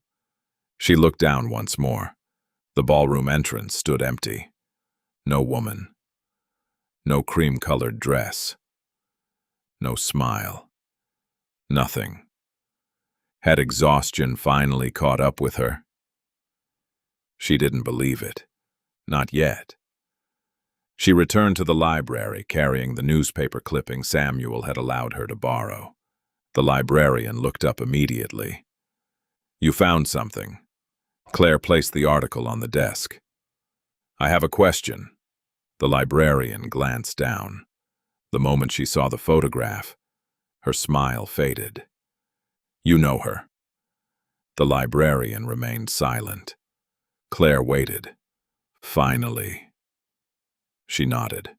"Yes, Margaret Ashcroft. My great-aunt." Claire's heart skipped. "You knew she disappeared?" "Everyone in my family knows." "Why didn't anyone tell me?" The librarian looked almost surprised by the question. "You never asked." Claire couldn't argue with that. She hadn't, not directly. She pulled out a chair and sat opposite the librarian. "What happened to her?" "No one knows. The newspaper says she vanished." "It does. But that's not what our family believes." Claire leaned forward. "What do you believe?" The librarian looked toward the library doors before lowering her voice. "My grandmother always said." "Margaret never left Bellweather." Silence settled between them. Claire searched the woman's face for any sign of humor. There wasn't one. "You mean she's buried somewhere here?" The librarian slowly shook her head. "No." "Then what do you mean?" She hesitated. "As children, we were told Margaret found a room that wasn't meant to be found." Claire's pulse quickened. "Room 815. The librarian's eyes widened slightly. "You've heard about it." "I've heard enough to know everyone avoids talking about it." The librarian looked down at the newspaper clipping. "My grandmother believed Margaret discovered something." "What?" "I don't know." "She never told anyone." Claire frowned. "You just said she disappeared." "I did." The librarian looked back at her. "But before she disappeared, she mailed a letter." Claire reached instinctively for her notebook. "A letter to whom?" "My grandmother." "What did it say?" The librarian's expression became distant. "I've never read it." "You haven't?" "It disappeared." Claire blinked. The letter disappeared? The librarian nodded. My grandmother swore she held it in her hands. She even described the envelope. But when she opened the drawer the next morning, it was gone. Claire stared at her. Just gone? Yes. No one believed her. Claire wrote one sentence in her notebook. A missing woman. A missing room. A missing letter. She underlined the final words. Did your grandmother remember what the letter said? The librarian smiled sadly. Only one sentence. Claire waited.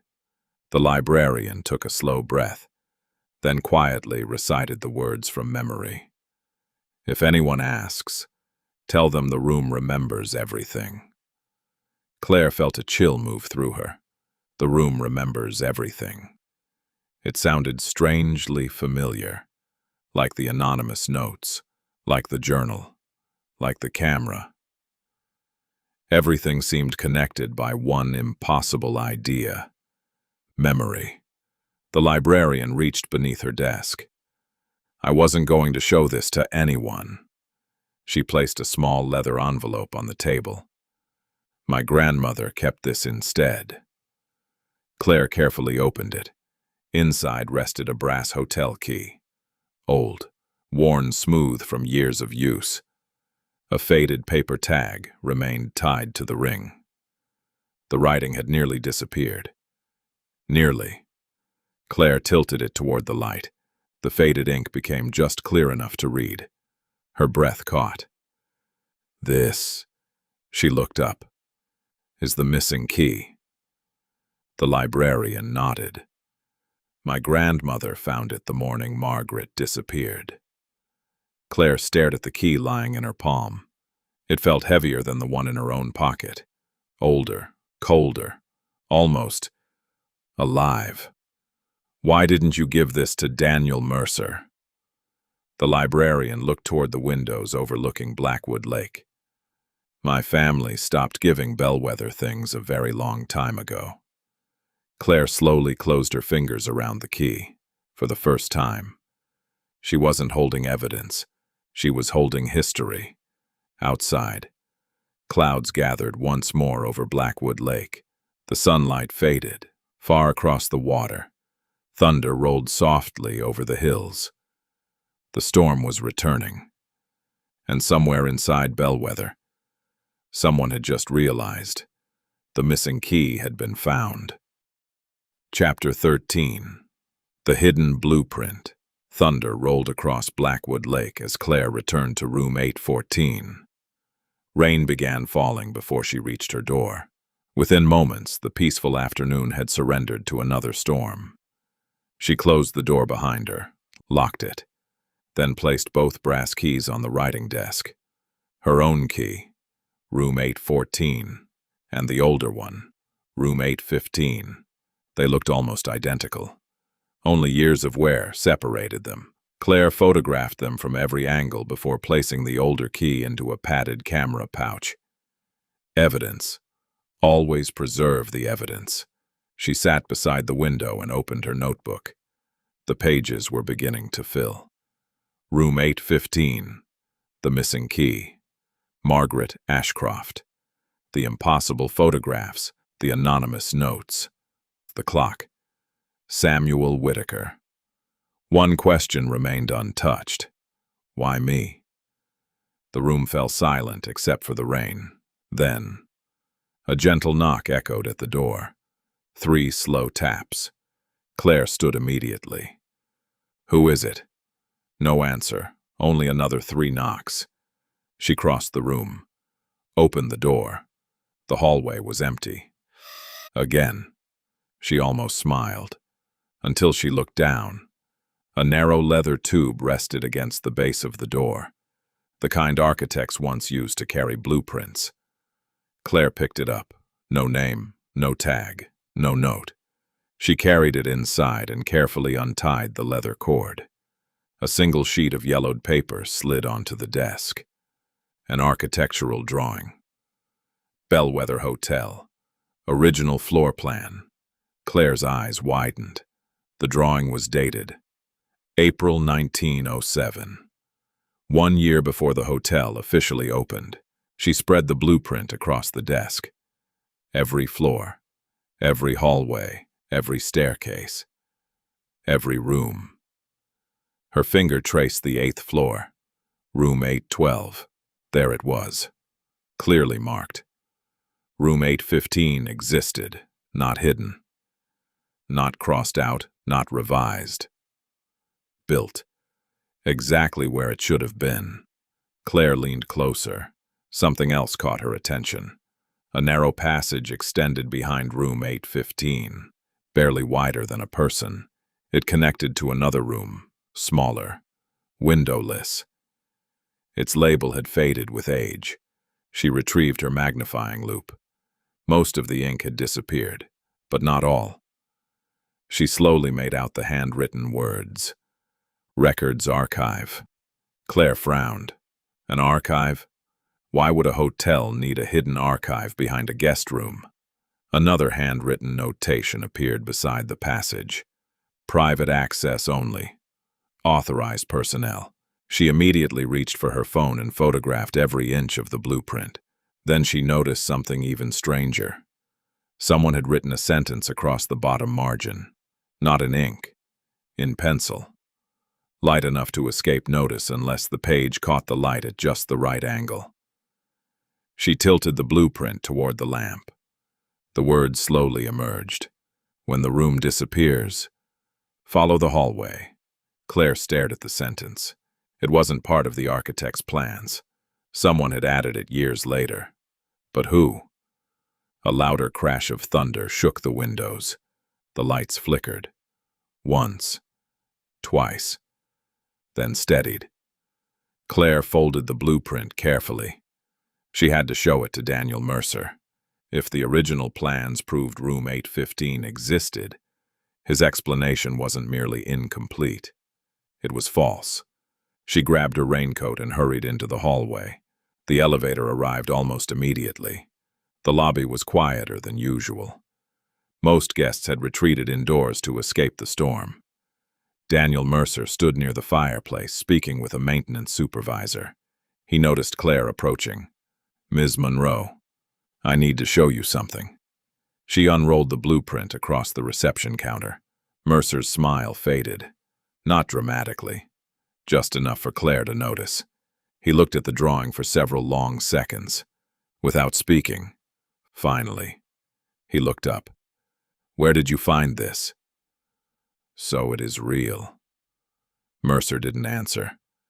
"Someone left it outside my door." Again. Silence. Claire pointed toward the 8th floor. "Room 815. The original plans clearly show it." Mercer studied the blueprint once more, then carefully rolled it closed. "This doesn't belong to the hotel." Claire frowned. "It literally is the hotel." "No." He looked directly into her eyes. "This blueprint was destroyed nearly 80 years ago." A cold silence settled between them. Claire slowly took the blueprint back. If it was destroyed, how am I holding it? For the first time since she'd arrived, Daniel Mercer had no answer. He simply watched her, as though the question frightened him as much as it did her. Claire slipped the blueprint back into its leather tube, without another word. She turned and walked away. Behind her, Mercer remained standing perfectly still. The maintenance supervisor spoke quietly beside him. Mercer never responded. His eyes remained fixed on the leather tube, disappearing toward the elevators. Because for the first time in decades, something Bellweather believed had been lost forever had found its way home. Chapter 14. The Archive. Claire didn't stop until the elevator doors closed. Only then did she allow herself to breathe. Daniel Mercer had recognized the blueprint. There had been no mistaking it. He hadn't questioned whether it was authentic. He had questioned how it still existed. The distinction mattered. It meant someone at Bellweather already knew the truth. They simply weren't telling it. The elevator climbed. 4, 5, 6, 7, 8. Then stopped. Claire remained inside. Her eyes settled once more on the extra button. 8M. The observatory.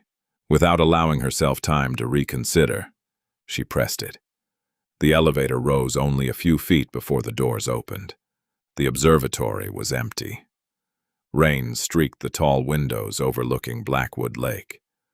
Thunder echoed softly beyond the hills. The room felt almost suspended outside of time.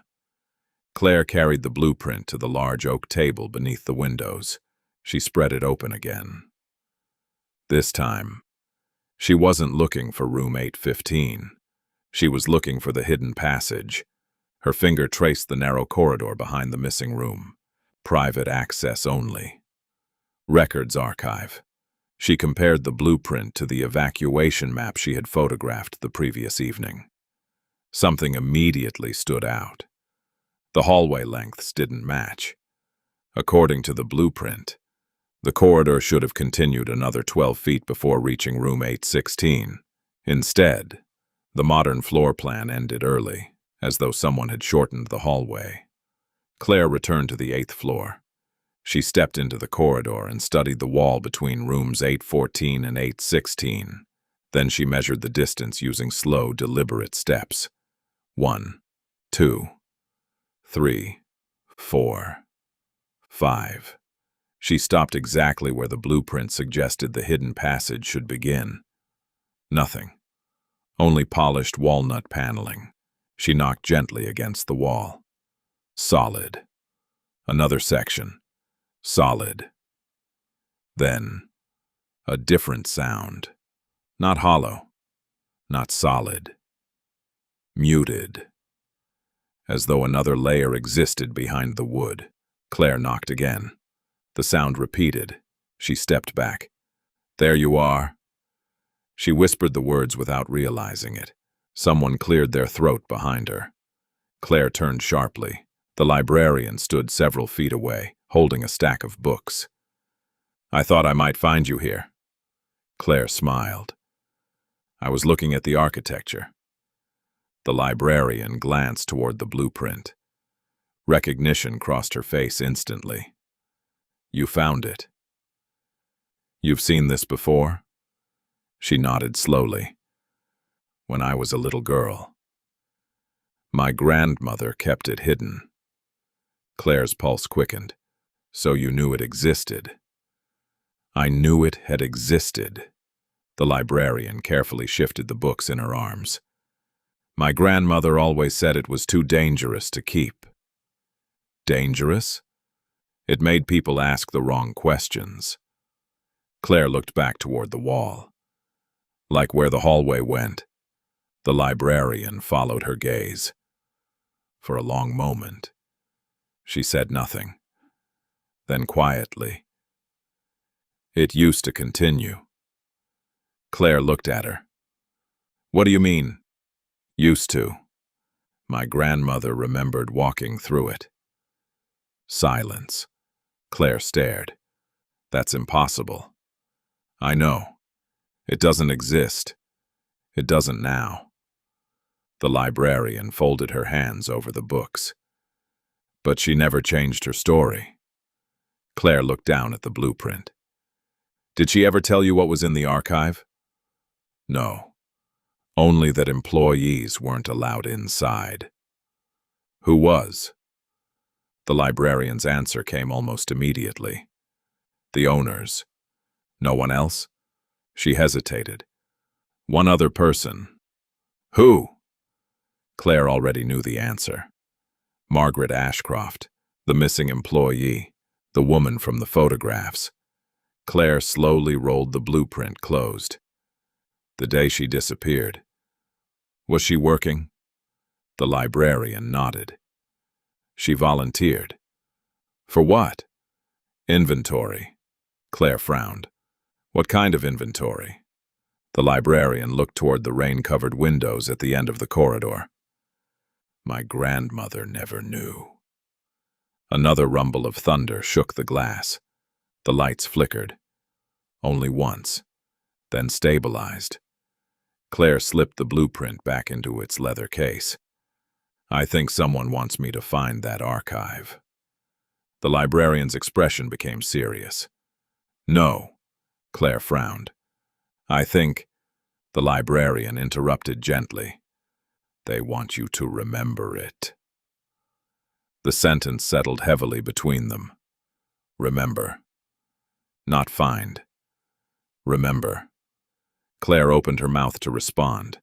Before she could, a loud metallic clang echoed somewhere beyond the wall. Both women froze.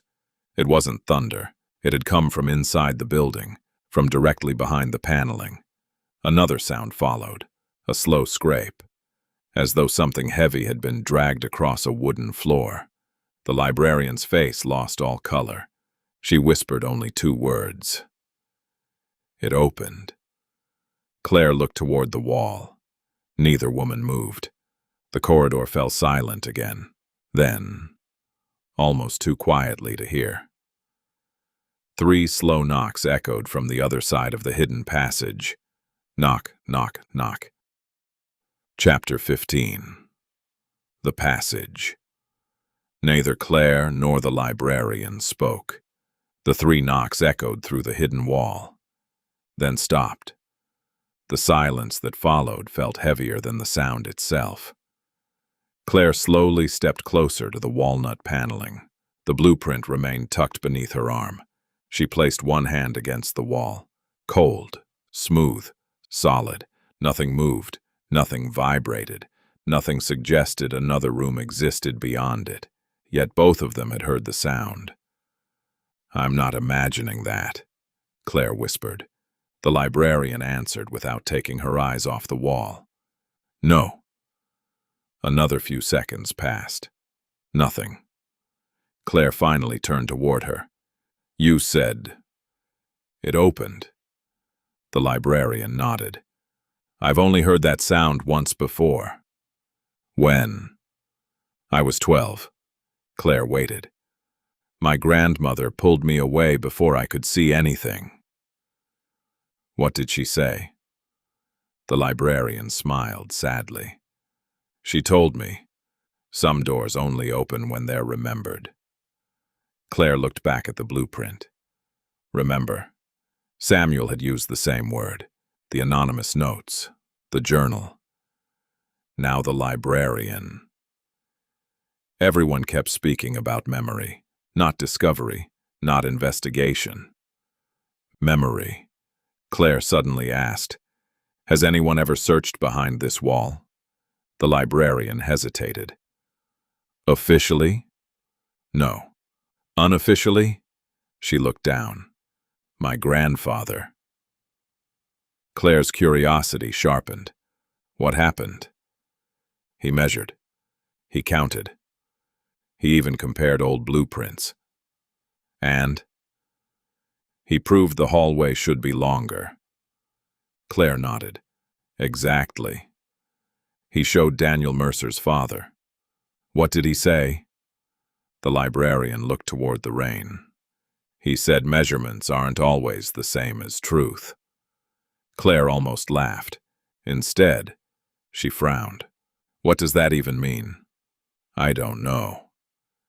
My grandfather didn't either. The rain intensified against the tall windows. Lightning briefly illuminated Blackwood Lake. For a fraction of a second, Claire noticed something reflected in the glass behind them.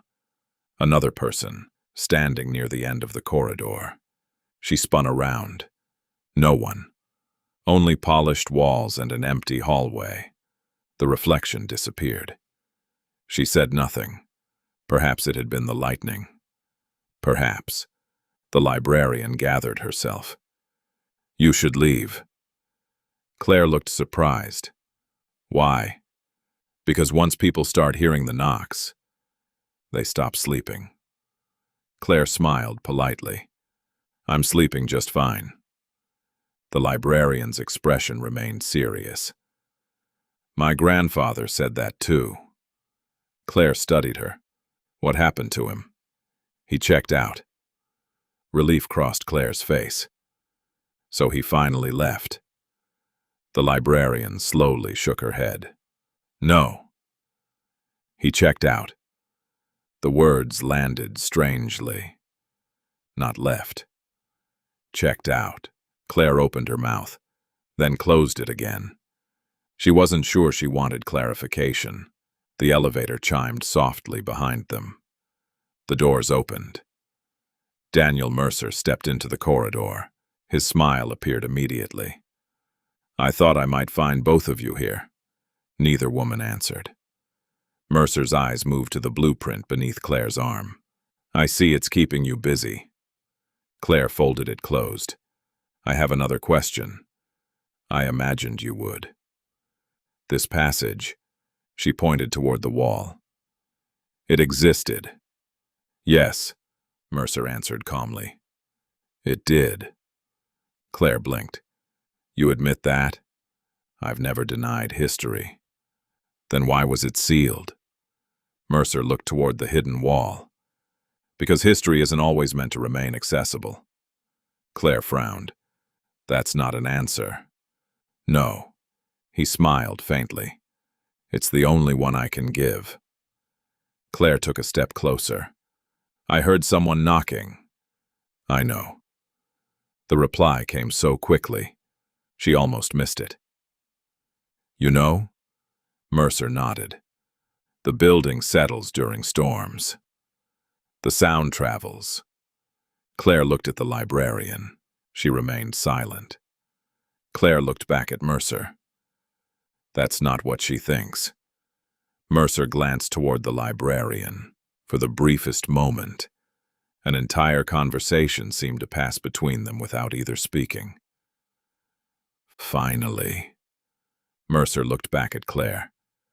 What we believe and what we can prove are rarely the same thing. Claire wasn't satisfied, not even close, but she recognized another wall she wouldn't break through today. Mercer walked toward the windows overlooking the lake. The storm had almost reached the hotel now. Rain blurred the shoreline into shades of gray. Without turning around, he spoke quietly. Ms. Monroe. Claire waited. When you accepted my invitation, what did you expect to find here? She thought for a moment. A story. Mercer nodded. And have you? Claire looked toward the hidden wall. The blueprint, the librarian, the impossible photographs, the anonymous notes. Samuel, the missing room. She answered honestly. I think the story found me. Mercer smiled. No. He continued looking out across Blackwood Lake. I believe it's finally remembering you. Chapter 16. The Room Between. The storm raged well into the evening. Lightning rolled across Blackwood Lake, illuminating Bellweather in brilliant flashes before surrendering once again to darkness. Claire remained alone long after Daniel Mercer and the librarian had left. She stood before the walnut wall.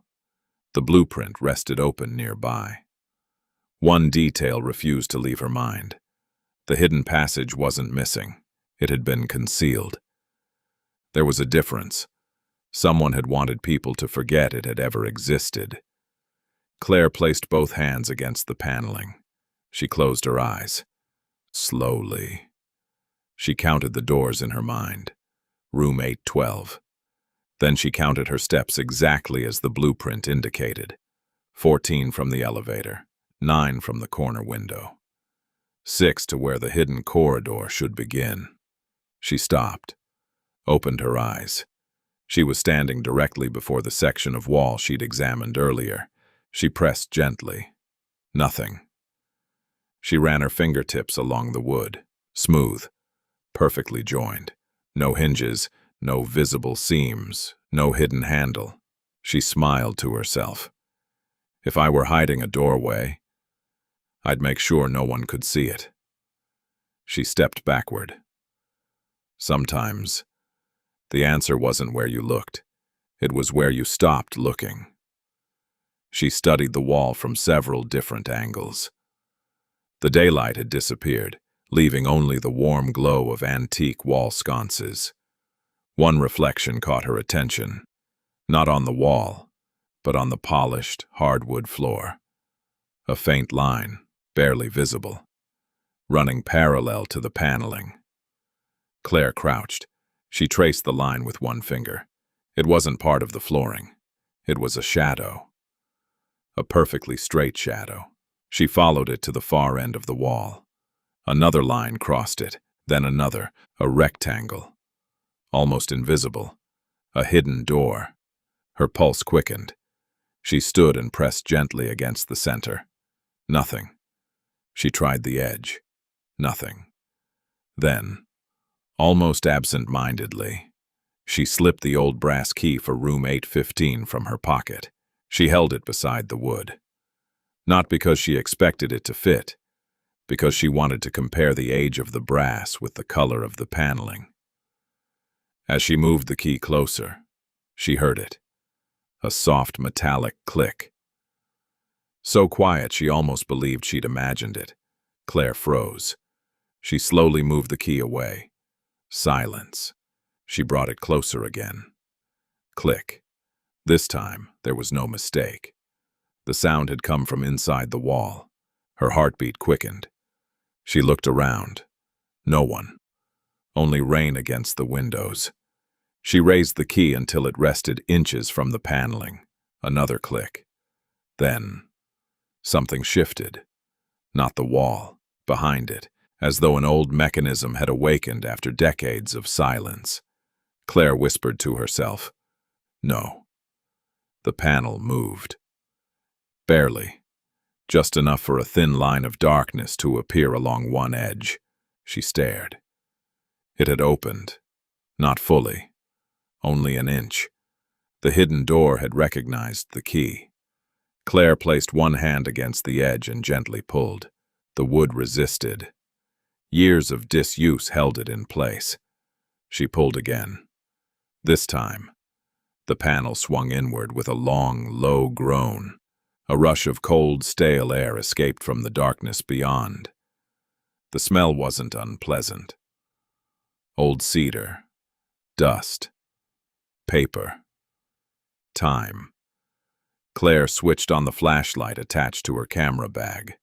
The beam disappeared into a narrow corridor, exactly as the blueprint had shown. Wooden shelves lined one wall.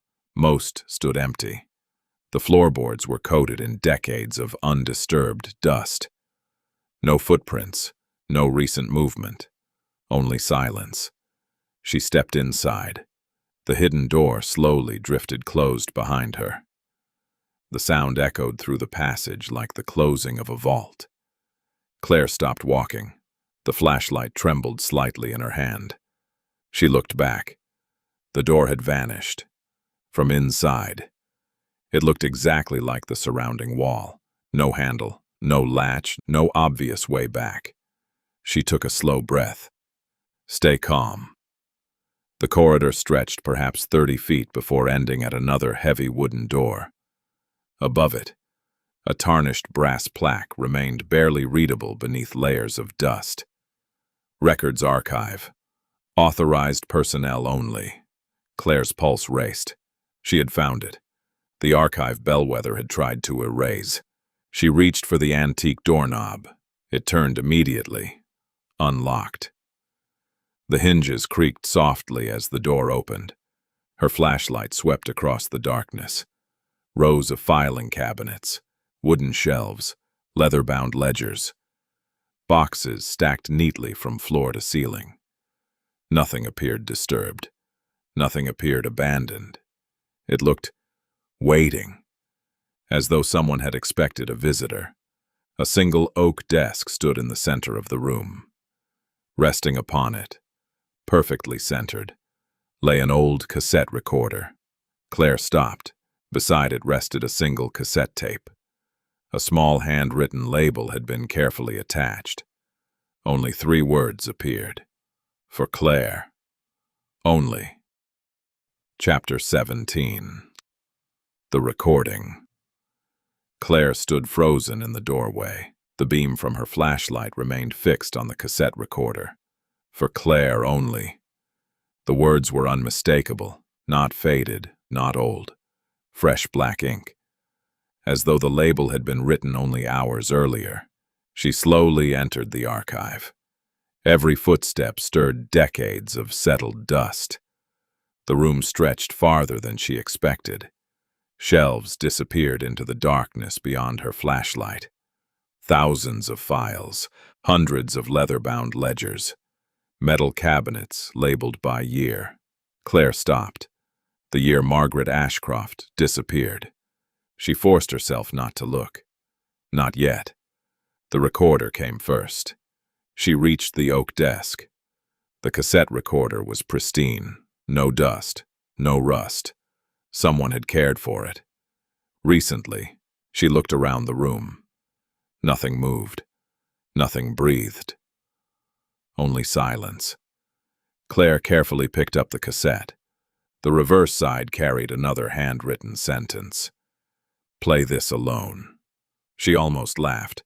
"I think I've managed that."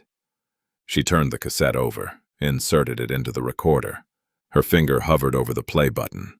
Every instinct she possessed told her to wait, to photograph everything first.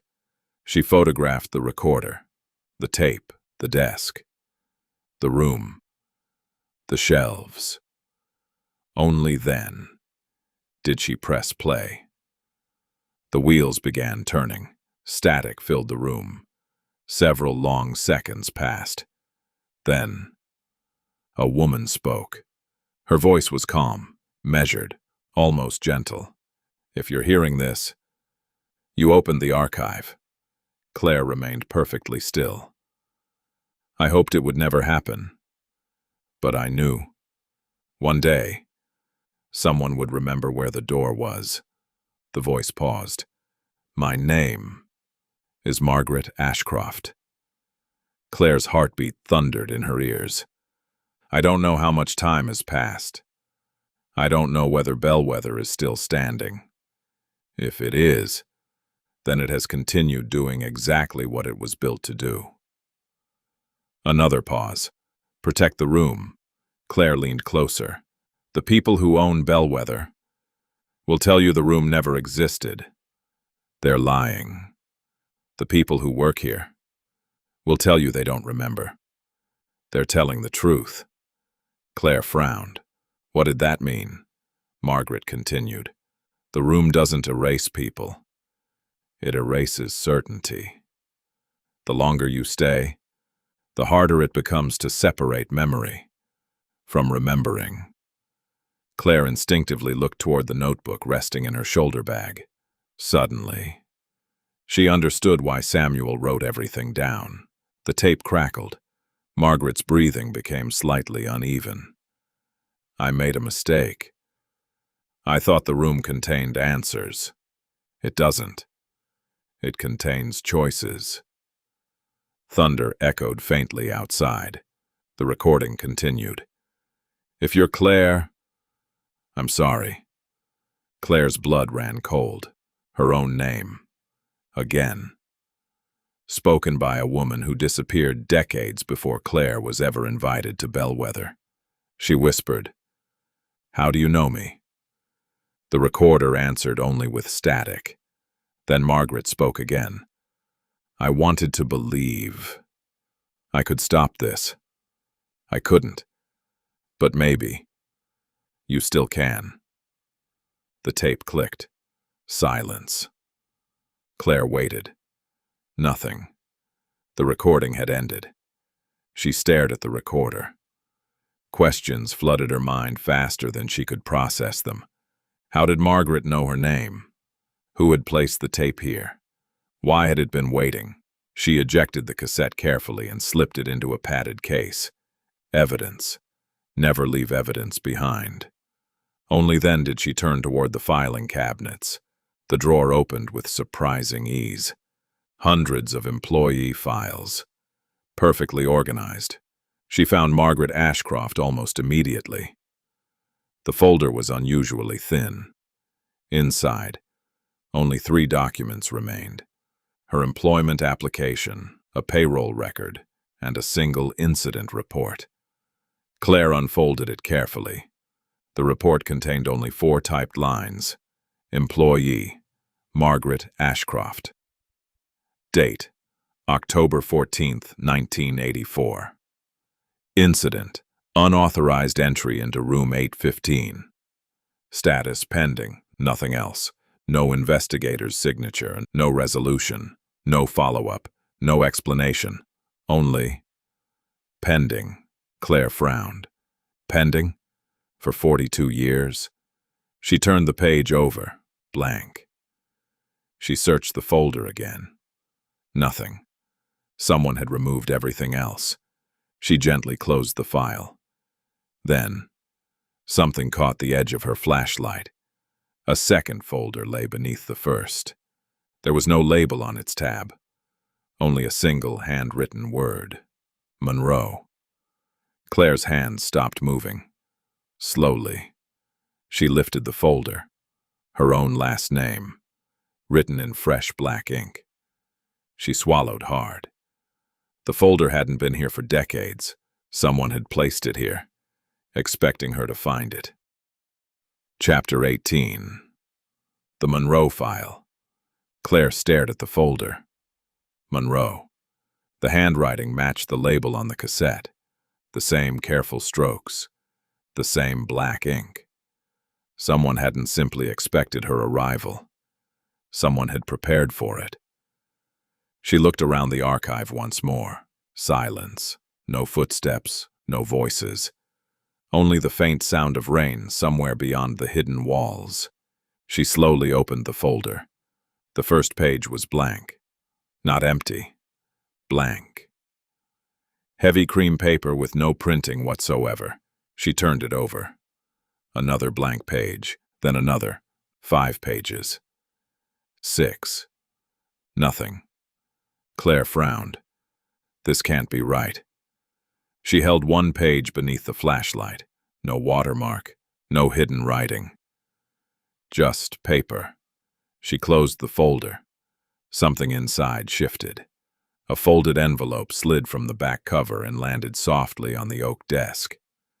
Claire picked it up. Across the front, in elegant handwriting, were 4 words. Open only after remembering. She laughed under her breath. Remembering what? There was no answer, only the silence of the archive. She turned the envelope over. The seal had never been broken. Against her better judgment, she left it unopened and slipped it into her shoulder bag. Some instincts were worth trusting. She returned her attention to the filing cabinets. If someone had prepared a file for her, perhaps they had prepared others. She opened the cabinet marked Guests. Inside were alphabetical folders stretching back decades. Each contained reservation cards, correspondence, handwritten thank you notes, and photographs left behind by visitors. The collection was astonishing. Bellweather had preserved everything: receipts, postcards, pressed flowers, children's drawings, even forgotten luggage tags. It was less an archive, and more a museum of memories. Claire moved slowly through the folders. Nothing unusual, until she reached the letter M. Monroe. Another folder. This one older. Far older. She opened it. A registration card rested on top. Guest name, Thomas Monroe. Arrival date, July 18th, 1998. Departure date, July 22nd, 1998. Claire's breathing stopped. Monroe.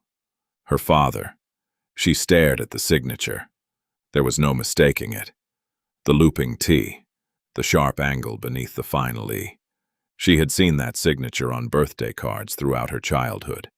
Her father had stayed at Bellweather. She had never known. She searched the rest of the folder. One receipt, a dinner reservation, a lakeside photograph. Then, another note. not hotel stationery. A page torn from a spiral notebook. Only one sentence. She must never know why we came here. No signature, no date. Claire sat heavily in the wooden chair. Her father had hidden this place from her, not forgotten. Hidden. A memory surfaced unexpectedly. She was 8 years old, helping her father unpack boxes after they moved into a new house. She had found an old brass key among his belongings. She remembered asking him where it belonged. He had smiled, taken the key, and quietly placed it back into the box without answering. At the time, she thought nothing of it. Now, she wondered whether that key had looked exactly like the one resting in her pocket. A sound echoed somewhere deeper inside the archive. Not a knock. A drawer closing.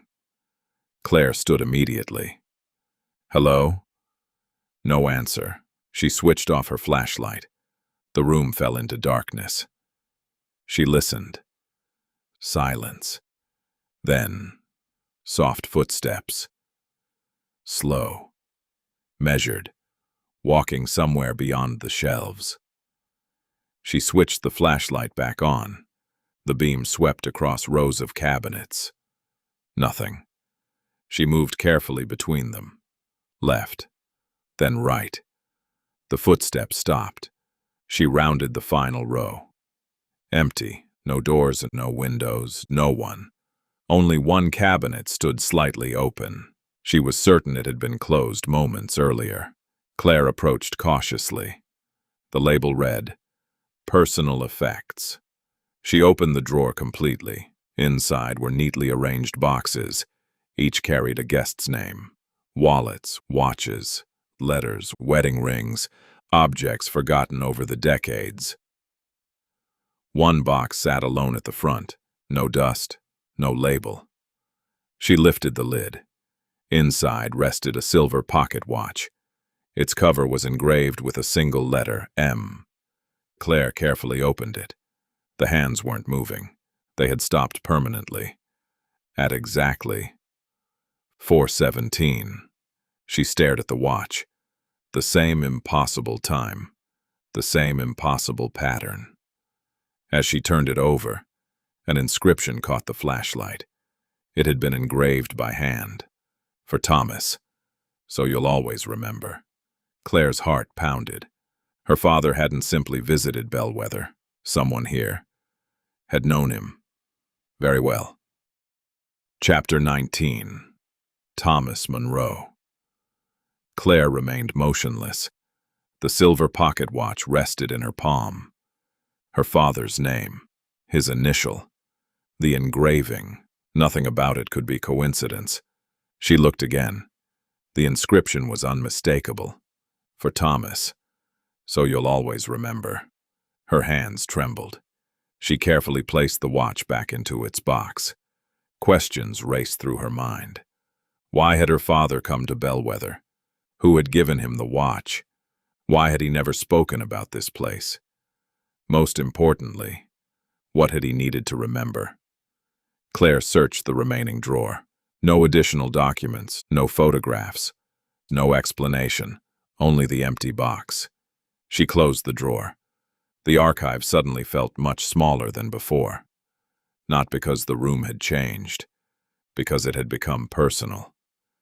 This wasn't someone else's mystery anymore. It belonged to her family. She returned to the Monroe guest file.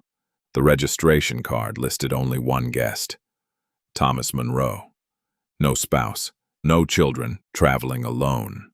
She checked the address. It matched the house where she'd grown up. Her father had visited Bellweather 6 years before he died. He had never mentioned it, not once. A folded receipt slipped from the back of the folder. Claire unfolded it carefully. It wasn't a hotel receipt. It was from a bookstore in Blackwood Village.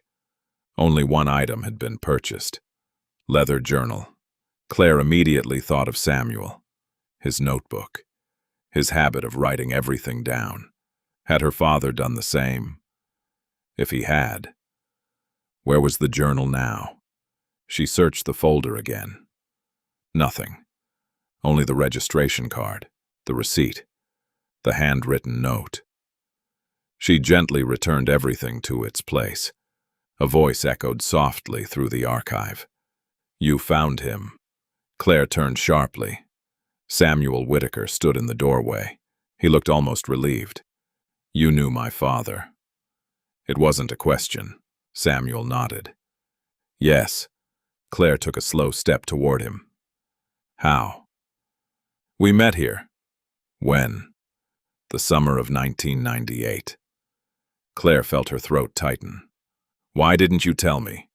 Samuel's eyes filled with quiet regret. "Because I promised him." "What promise?"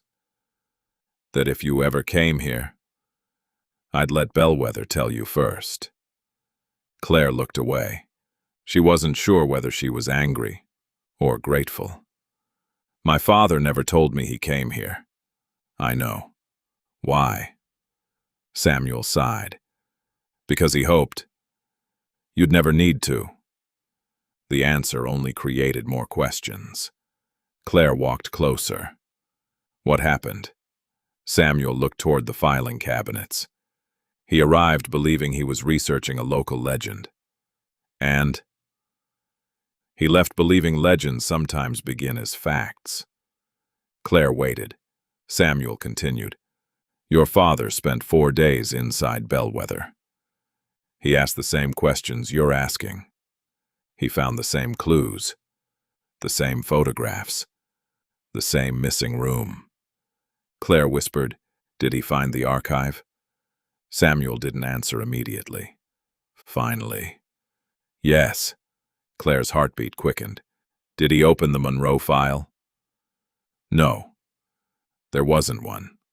She frowned. "What do you mean?" Samuel looked directly into her eyes. "It appeared after he left." Silence. Claire tried to process the sentence. "That's impossible." "I agree. But it's true." She looked back toward the folder resting on the desk. "When did you first see it?" Samuel answered quietly. "The morning after your father checked out." The same phrase again. "Checked out."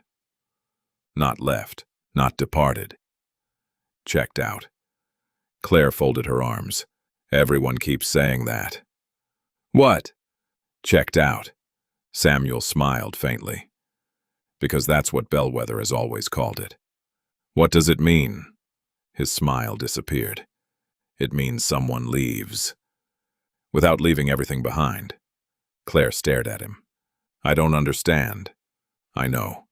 Samuel looked toward the cassette recorder. "Neither did your father." The room fell silent.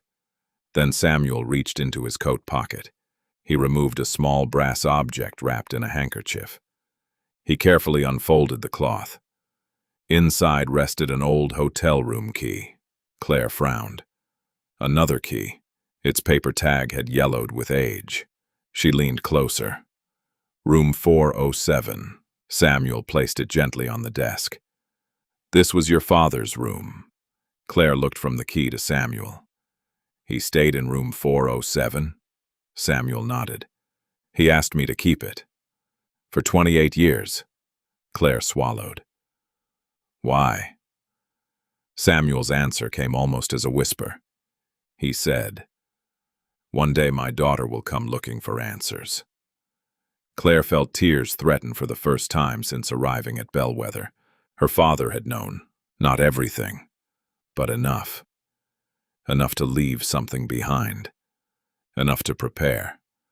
Enough to believe she would eventually stand exactly where she was standing now. Samuel gently placed the key into her hand.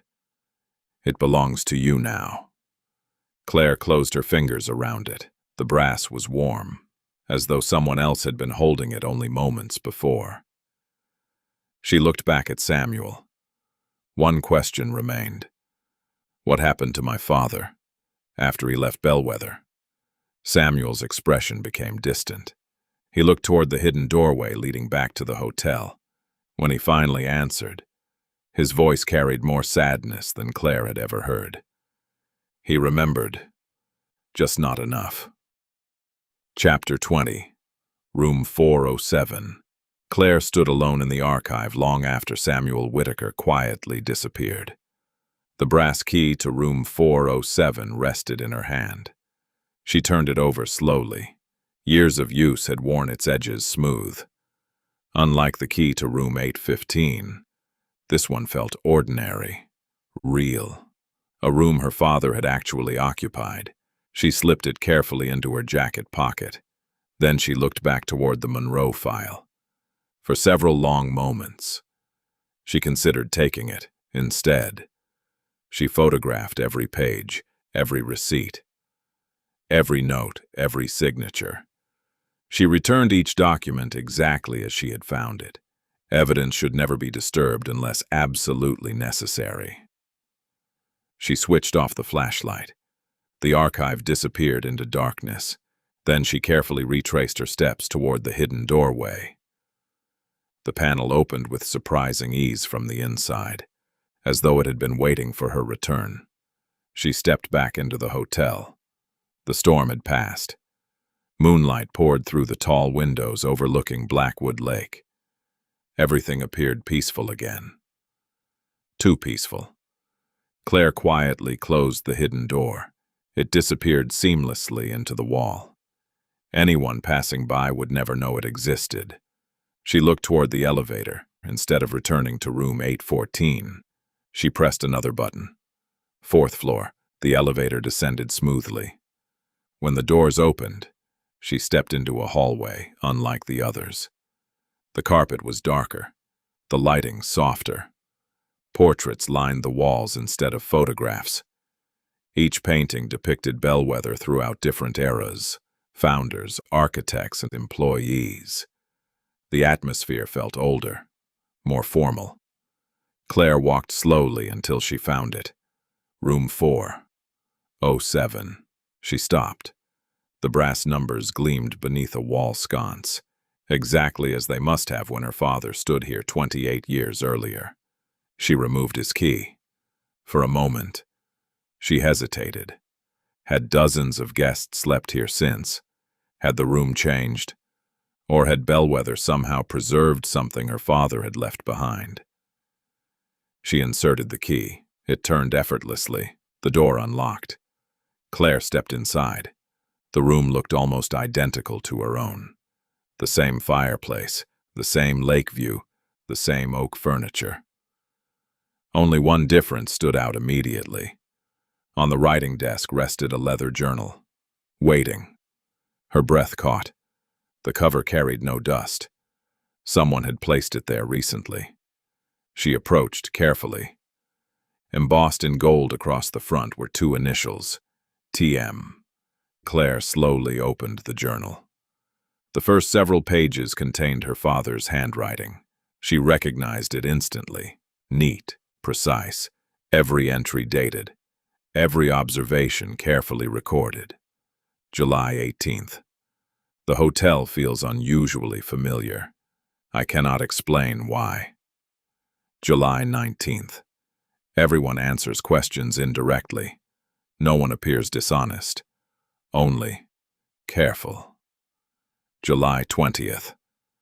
There is definitely a missing room. I counted the doors myself. Claire smiled despite herself. Her father had noticed exactly what she had noticed. She continued reading. The entries became shorter, more urgent, the handwriting less steady. July 21st. I met an elderly guest named Samuel. He believes. Memory is unreliable here. I laughed. I don't think it's funny anymore. Claire turned another page. July 22nd. I found the room. She stopped breathing. The remaining pages had been torn out. Every page after that sentence. Gone. Only rough fragments remained attached to the binding. Someone had deliberately removed them. She carefully searched the room. The desk drawers, the wardrobe, the bedside table, nothing. No missing pages. No envelope. No explanation. Only the incomplete journal. Claire sat quietly in her father's chair. She looked toward the window. The lake shimmered beneath the moonlight. She imagined him sitting exactly where she was now, writing, questioning, trying to understand, just as she was. A soft knock echoed through the room. 3 slow taps. Claire stood immediately. She crossed to the door, opened it. The hallway was empty. Again. She almost closed the door, then noticed something resting on the carpet. A single journal page. She picked it up carefully. The paper matched her father's journal exactly, but its edges were freshly torn. Not aged, not yellowed. Fresh. Her pulse quickened. She unfolded it. Only 3 lines remained. I was wrong. The room isn't hiding from us. It's waiting. For her. Claire stared at the handwriting. Her father's. Undeniably, she slowly lowered the page. One sentence echoed louder than every mystery Bellweather had offered so far. For her. Not for him. Not for Margaret Ashcroft. Not for Samuel Whitaker. For Claire. Somehow.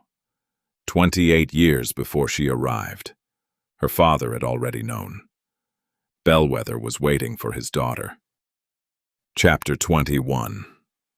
The Missing Pages. Claire closed the door and locked it.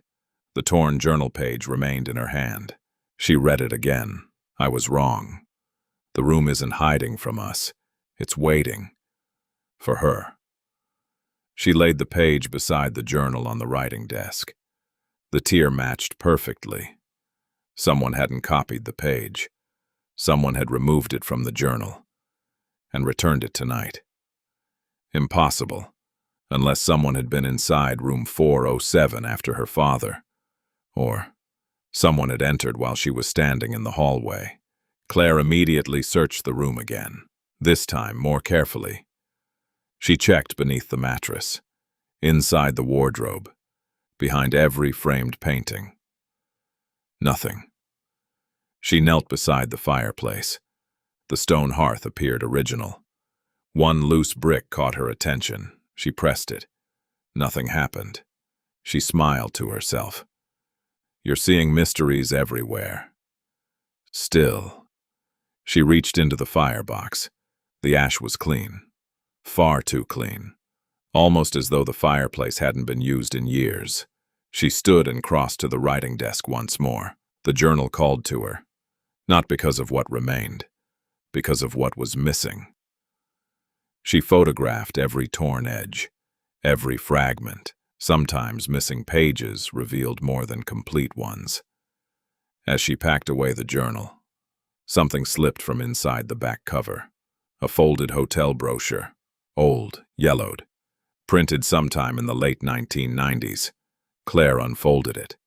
Most of the information was ordinary. Dining hours, boat rentals, garden tours. Then, inside the center fold, someone had circled a single sentence in blue ink. Historical tours available every Friday at 4 p.m. Below it, her father had written only 3 words. Don't miss it. Claire frowned. Today was Thursday. Tomorrow. Friday. 4 o'clock. She slipped the brochure into her notebook. Whatever happened during that tour, her father had considered it important. Very important. A sudden knock interrupted her thoughts. 1 knock. Not 3. Firm. Professional. Claire opened the door. Daniel Mercer stood in the hallway. His expression was calm as always. I hope I'm not disturbing you. You aren't. I noticed someone used the key to room 407. Claire met his gaze. You keep track of every room? I try. She folded her arms. My father stayed here. I know. You knew him? Mercer nodded. Yes. Claire waited. Unlike before, he didn't avoid the answer. He was a remarkable man. He asked difficult questions. So do you. Claire looked toward the journal on the desk. Did he ever find room 815? Mercer was silent. Finally, he found something. What? Mercer looked past her toward the lake outside the window. He found hope. Claire almost laughed. That's not an answer. No. It's the closest one I'm willing to give. She sighed. Everyone here keeps protecting something. Mercer smiled sadly. We're protecting someone. The sentence caught her completely off guard. Someone? He nodded. Not the hotel. Not its reputation. Someone. Claire searched his face. Who? Mercer looked at her for several long seconds, then quietly said, I've already told you too much. He turned toward the hallway. Before leaving, he stopped. Without facing her, he spoke one final sentence. Whatever happens tomorrow, don't leave the tour. Then he walked away. Claire remained in the doorway until he disappeared around the corner. Tomorrow. Again. Everything pointed toward tomorrow. The brochure, her father's note, Mercer's warning, the anonymous messages. And now, the tour. She closed the door once more. Outside, the moon emerged from behind the clouds. Its reflection shimmered across Blackwood Lake. Claire looked toward the water. Something moved near the old boathouse. A figure, standing alone at the end of the dock, watching the hotel. She reached for her camera, raised the lens. Focused. Click. The shutter fired. She lowered the camera just long enough to review the image. The dock was empty. No figure, no movement, only moonlight dancing across the water. Claire slowly looked back out the window. The figure was still there, perfectly still. Watching Bellweather, watching her. Chapter 22. The Friday Tour. Claire barely slept. Each time she closed her eyes, she saw the figure standing at the end of the dock, watching, waiting. When dawn finally arrived, she was already dressed. The leather journal, the blueprint, the cassette tape, the anonymous notes, her father's page. She arranged everything neatly inside her shoulder bag. No matter what happened during the historical tour, she intended to be ready. Bellweather seemed unusually busy that morning. Fresh flowers filled the lobby. Additional staff polished brass railings. Guests gathered near the fireplace carrying coffee and cameras. Claire checked her watch. 9:18 a.m., nearly 7 hours until the tour. She crossed to the dining room. Samuel Whitaker was already seated beside the windows, as though he had been expecting her. You look tired. Claire smiled faintly. I don't think Bellweather wants me sleeping. Samuel stirred his coffee. No, I don't suppose it does. She sat across from him. I saw someone last night. The dock. Samuel nodded before she could finish. You knew? I had a feeling. Claire leaned forward. I took a photograph. And? The camera showed nothing. Samuel wasn't surprised. It rarely does. Claire studied him. Who was it? Samuel looked toward the lake. The better question is why you could see them. Claire waited. When was the first time you saw someone who wasn't there? Samuel asked. Claire thought carefully. The woman in the ballroom. The one from the photographs. Samuel nodded. And before that? She frowned. There wasn't anyone. There was. He smiled gently. You simply dismissed it. Claire searched her memory. Then, she remembered. The reflection in the window. Someone standing behind her. Gone when she turned. She looked back at Samuel. You knew. I've been hoping you'd remember. Again. Remember. Everything returned to memory. Samuel finished his coffee and slowly stood. I won't see you again before the tour. Claire looked surprised. Where are you going? Home. She laughed softly. I thought Bellweather was your home. Samuel smiled. In many ways. It always will be. He reached into his coat pocket one final time. Claire almost smiled. You always have something in your pocket. Only when it's needed. He placed a small folded map on the table. The paper had yellowed with age. Claire opened it carefully. It showed Bellweather's original gardens, walking paths, fountains, the old greenhouse. Then she noticed a path that no longer appeared on modern maps. It ended behind the boathouse. Near the dock, someone had circled it in red pencil. What is this? Samuel answered quietly. The place where your father stopped asking questions. Claire looked up sharply and started getting answers. Before she could ask another question, Samuel gently rested one hand on the table. Claire. She looked at him. When the tour reaches the east hallway, don't follow the guide. Silence. What should I do? Samuel smiled. Follow the woman. Claire's pulse quickened. The woman from the photographs? Samuel didn't answer. He simply nodded once, then walked slowly toward the lobby doors. Claire watched him leave. Something felt different. Not like a goodbye, like a conclusion. The morning passed slowly. Claire wandered through the gardens, reread her father's journal, and studied the old map Samuel had given her. Every clue seemed to point toward one moment, the east hallway. At exactly 3:45 p.m., guests began gathering in the lobby. Nearly 20 people, families, history enthusiasts, a retired school teacher, a young couple celebrating their honeymoon, an elderly man carrying an expensive camera. Nothing unusual. Daniel Mercer approached the group. Good afternoon. My name is Daniel Mercer. Welcome to Bellweather's historical tour. His voice carried the same calm confidence Claire had heard since her arrival. The tour will last approximately 1 hour. If anyone has questions, please ask. Claire joined the back of the group.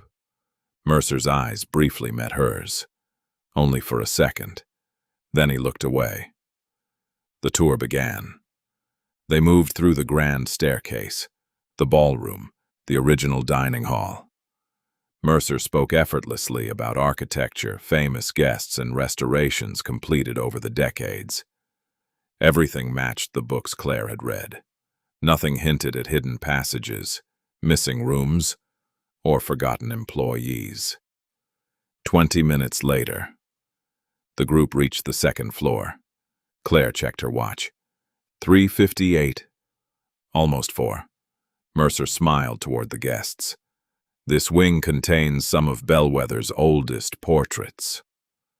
People drifted toward the paintings. Claire remained near the rear, watching, waiting. Then, she saw her, the woman in the cream-colored dress, standing at the far end of the hallway, exactly as she'd appeared in the photographs.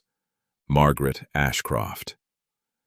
This time, she wasn't watching the balcony. She was watching Claire.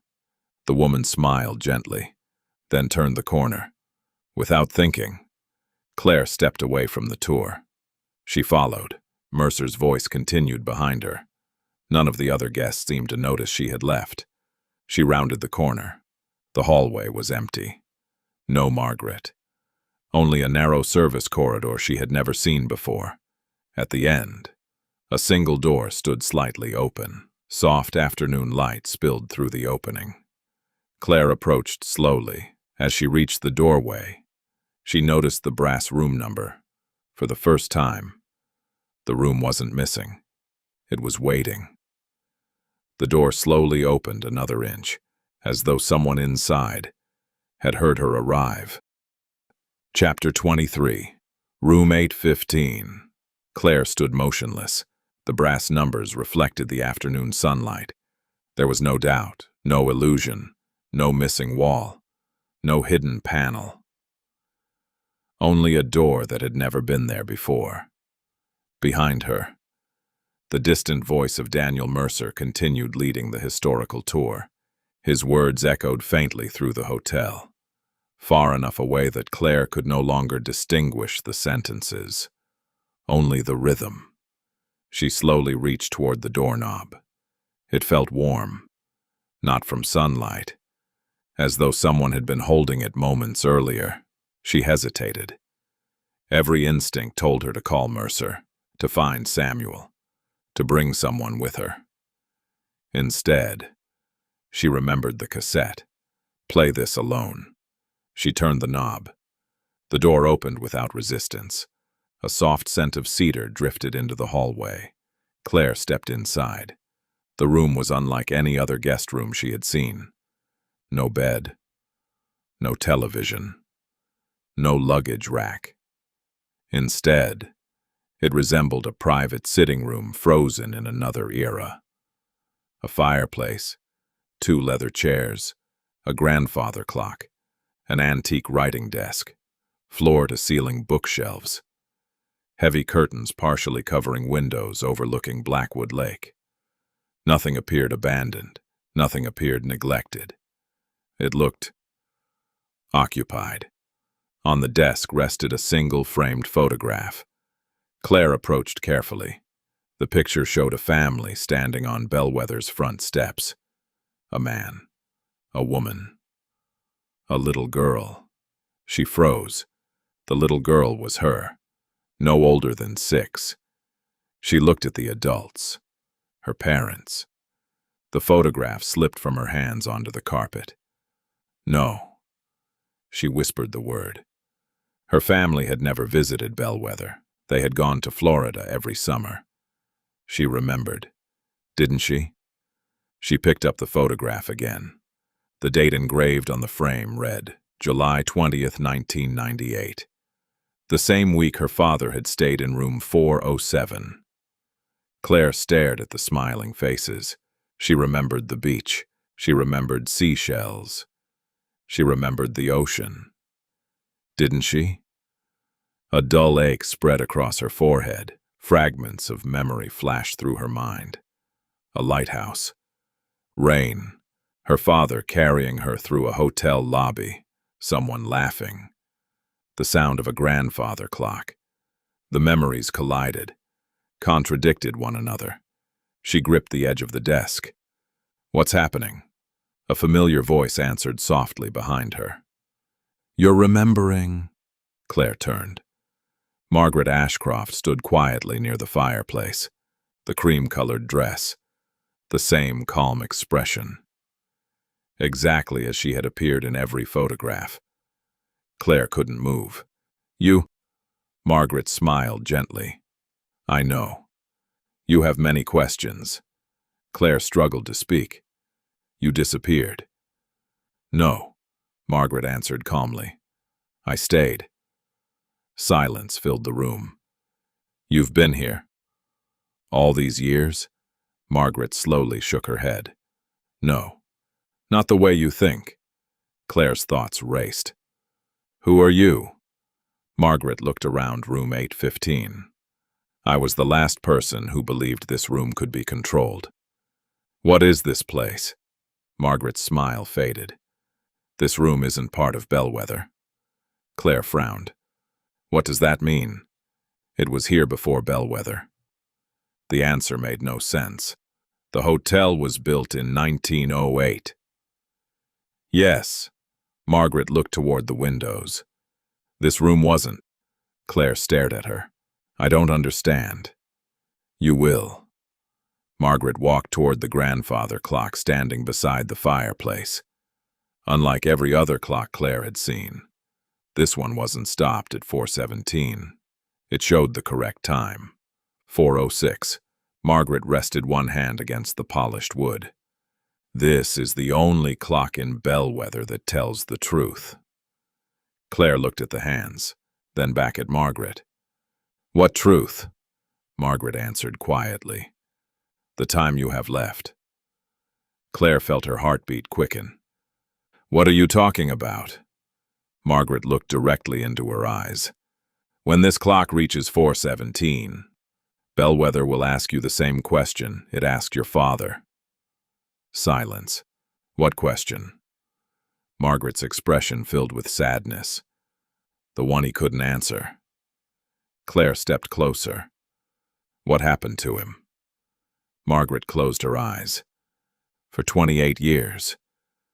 He believed he protected you." She opened them again. "He was wrong." Claire's throat tightened. "My father is dead."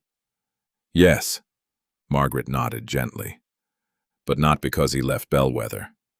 Claire could barely breathe. "Then why?" Margaret looked toward the photograph still resting on the desk.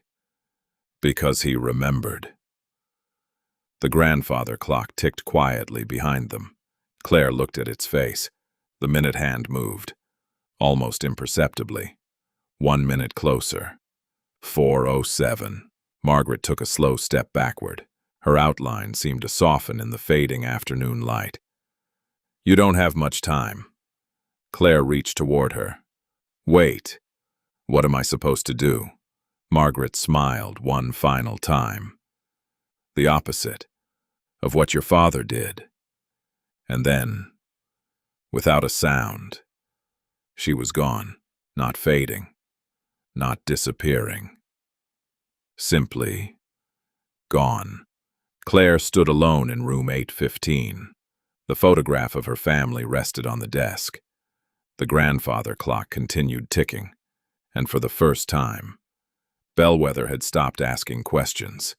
It had finally begun giving answers. Chapter 24. The Question. Claire stood alone in room 815. The silence felt different now, not empty, expectant. The grandfather clock continued its steady rhythm. Tick, tick, tick. She looked toward the photograph once more. Her parents smiled back at her. So did the little girl she barely remembered being. The memory of the beach began slipping away. In its place, another memory emerged.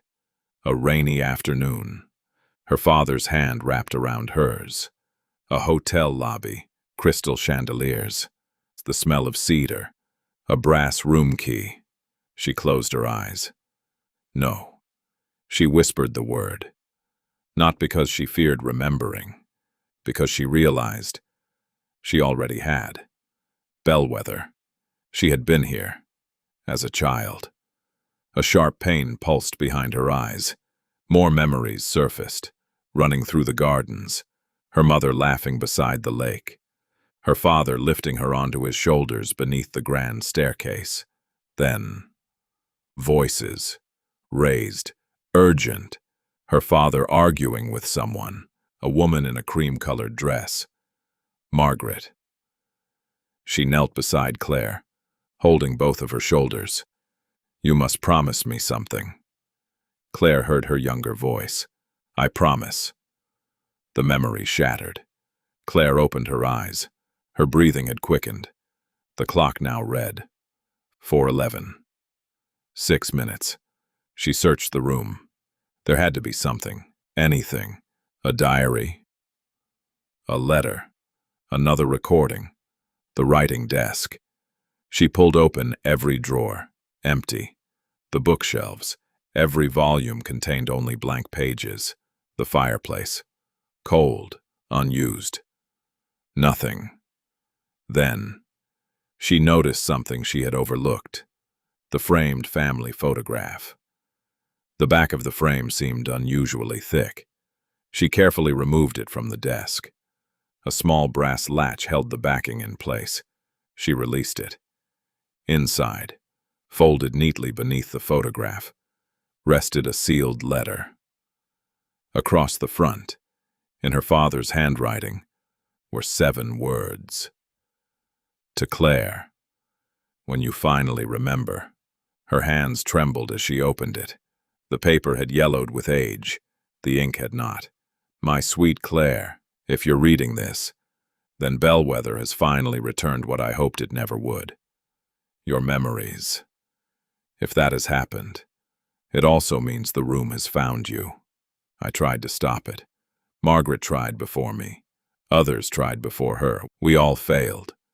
Not because the room is evil, because it asks something almost impossible. It asks whether a painful truth is worth remembering. If forgetting allows the people you love to live in peace. 28 years ago, I answered that question. I chose to forget. Not for myself. For you. I asked Bellweather to take every memory you had of this place. Every memory of what happened here. Every memory of your mother. Claire stopped reading. Her mother? She had never forgotten her mother. Had she? Another memory exploded into her mind. A hospital room, her father crying, people telling her, "Your mother died in a car accident." She remembered believing them. She remembered the funeral, didn't she? The certainty she had carried her entire life suddenly fractured. She continued reading. Your mother didn't die the way they told you. She made the same choice I did. She believed protecting you mattered more than being remembered correctly. If Bellweather has brought you back, it isn't asking you to solve a mystery. It is asking you to make the same choice. When the clock reaches 4:17, you'll be asked one question. There is no right answer, only consequences. Whatever you choose, Moo. Know this, your mother and I never regretted loving you. Not for a single second. Loved, Dad. Claire lowered the letter. Tears blurred the words. Her father hadn't abandoned the truth. He had sacrificed it. For her. The grandfather clock continued ticking. 4:13. 4 minutes. A soft knock echoed behind her. Not 3 knocks. 1. She turned. Daniel Mercer stood quietly in the doorway. He wasn't smiling. Not this time. He removed his glasses, held them in both hands. And for the first time, she saw not the manager of Bellweather, but a man carrying the weight of decades. You've read the letter. Claire nodded. Her voice barely existed. My father knew. Yes. My mother knew. Yes. Daniel lowered his eyes. And now, he said softly, it's your turn. The clock ticked again. 4:14. Claire looked from the letter, to the photograph, to the grandfather clock, then back to Daniel Mercer. Finally, she asked the question that had waited 28 years to be spoken. What exactly am I being asked to choose? Chapter 25. The Tomorrow Room. The room fell silent. Only the grandfather clock continued its steady rhythm. Tick, tick, tick. 4:15. Daniel Mercer stepped fully into room 815 and quietly closed the door behind him. He looked toward the photograph on the desk, then at the letter still trembling in Claire's hands. Finally, he met her eyes. You've spent your entire life believing Bellweather was hiding a room. He spoke gently. It wasn't. Claire said nothing. It was hiding a choice. She looked at the clock. What choice? Mercer folded his hands. Every person who enters this room eventually reaches the same moment. The room returns every memory it has protected. The beautiful ones. The painful ones.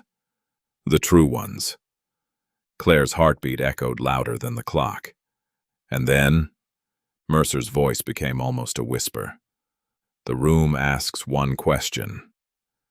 If you could erase the pain, knowing you would also erase the truth, would you? Claire stared at him. My father.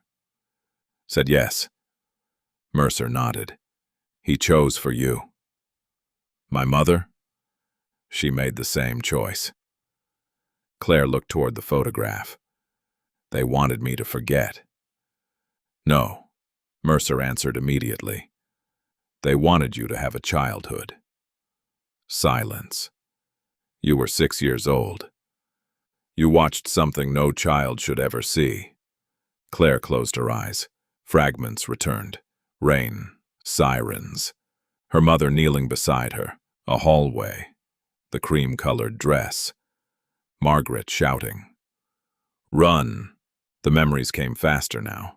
A door. Room 815. The grandfather clock. 4:17. Her father lifting her into his arms. Her mother smiling through tears. Then, darkness. Claire opened her eyes. Tears rolled freely down her face. My mother. Mercer nodded slowly. She died protecting you. The words settled over the room. Not like a revelation, like something that had always been waiting to be remembered. Claire looked toward the clock. 4:16. 1 minute. What happens if I choose to forget? Mercer answered honestly. You'll leave Bellweather. You'll remember this week only as a pleasant vacation. The room, the archive. Margaret, the truth about your parents. It will all disappear. And if I remember? Mercer's eyes glistened. You'll carry the truth. Forever. Claire looked down at her father's letter, then at the photograph, then at the empty chair beside the fireplace. A voice spoke softly behind her. You already know. Claire turned. Margaret Ashcroft stood beside the window. This time, she wasn't alone. Thomas Monroe stood beside her. Older than Claire remembered. Gentle eyes, the same smile from the photograph. Next to him, Claire's mother, Elizabeth Monroe. She smiled through quiet tears. Not ghosts, not visions, memories. Perfectly remembered. Her father stepped forward. He didn't speak. He simply opened his arms. Claire crossed the room. She embraced him. For one impossible moment. She felt warmth. Safety. Home. Then, he stepped back. Her mother reached out, brushed a strand of hair behind Claire's ear, just as she had done when Claire was little. I've missed you. Claire whispered the words. Elizabeth smiled. We never left.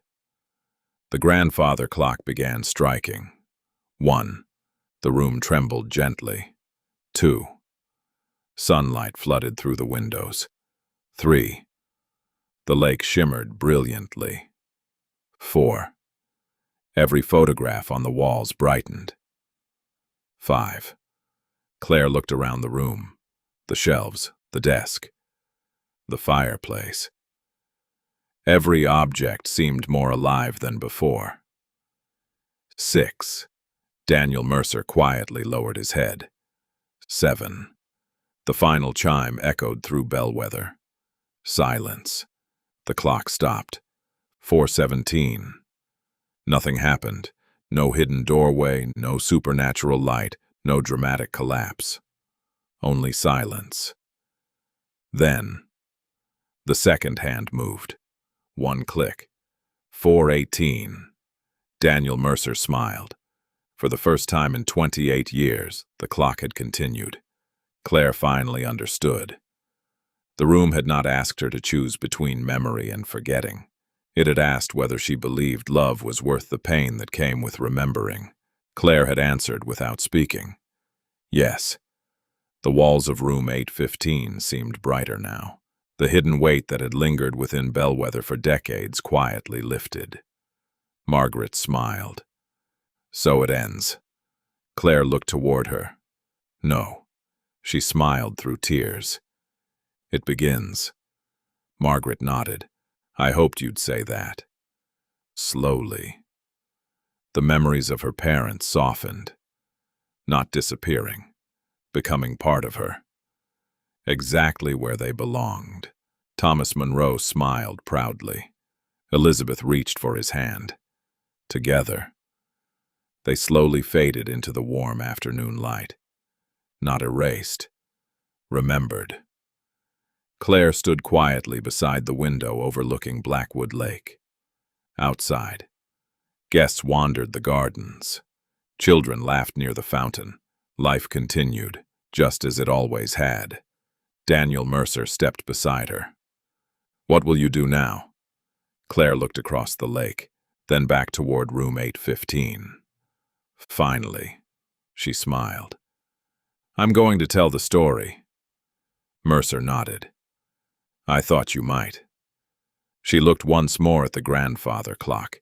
It continued ticking peacefully, no longer frozen, no longer waiting, only keeping time, as clocks were always meant to do. Claire left room 815 carrying only 3 things: her father's letter, the photograph of her family, and the truth. Some places ask you to forget. Bellweather asks something far more difficult: to remember. And sometimes, remembering is the bravest way to finally move forward. Outside, the evening sun settled gently over Blackwood Lake. For the first time in decades, Bellweather Hotel no longer waited for someone to finish its story. Because at last, someone had turned the final page. Epilogue. 1 year later, the audience remained silent. Claire Monroe stood alone beneath the warm stage lights, looking out across a packed theater. More than 600 people had come to see the premiere of her newest documentary. Not because it promised shocking revelations, not because it claimed to expose hidden conspiracies. They came because of its title, The Tomorrow Room. The screen behind her remained black. No music, no narration, only quiet anticipation. Claire smiled.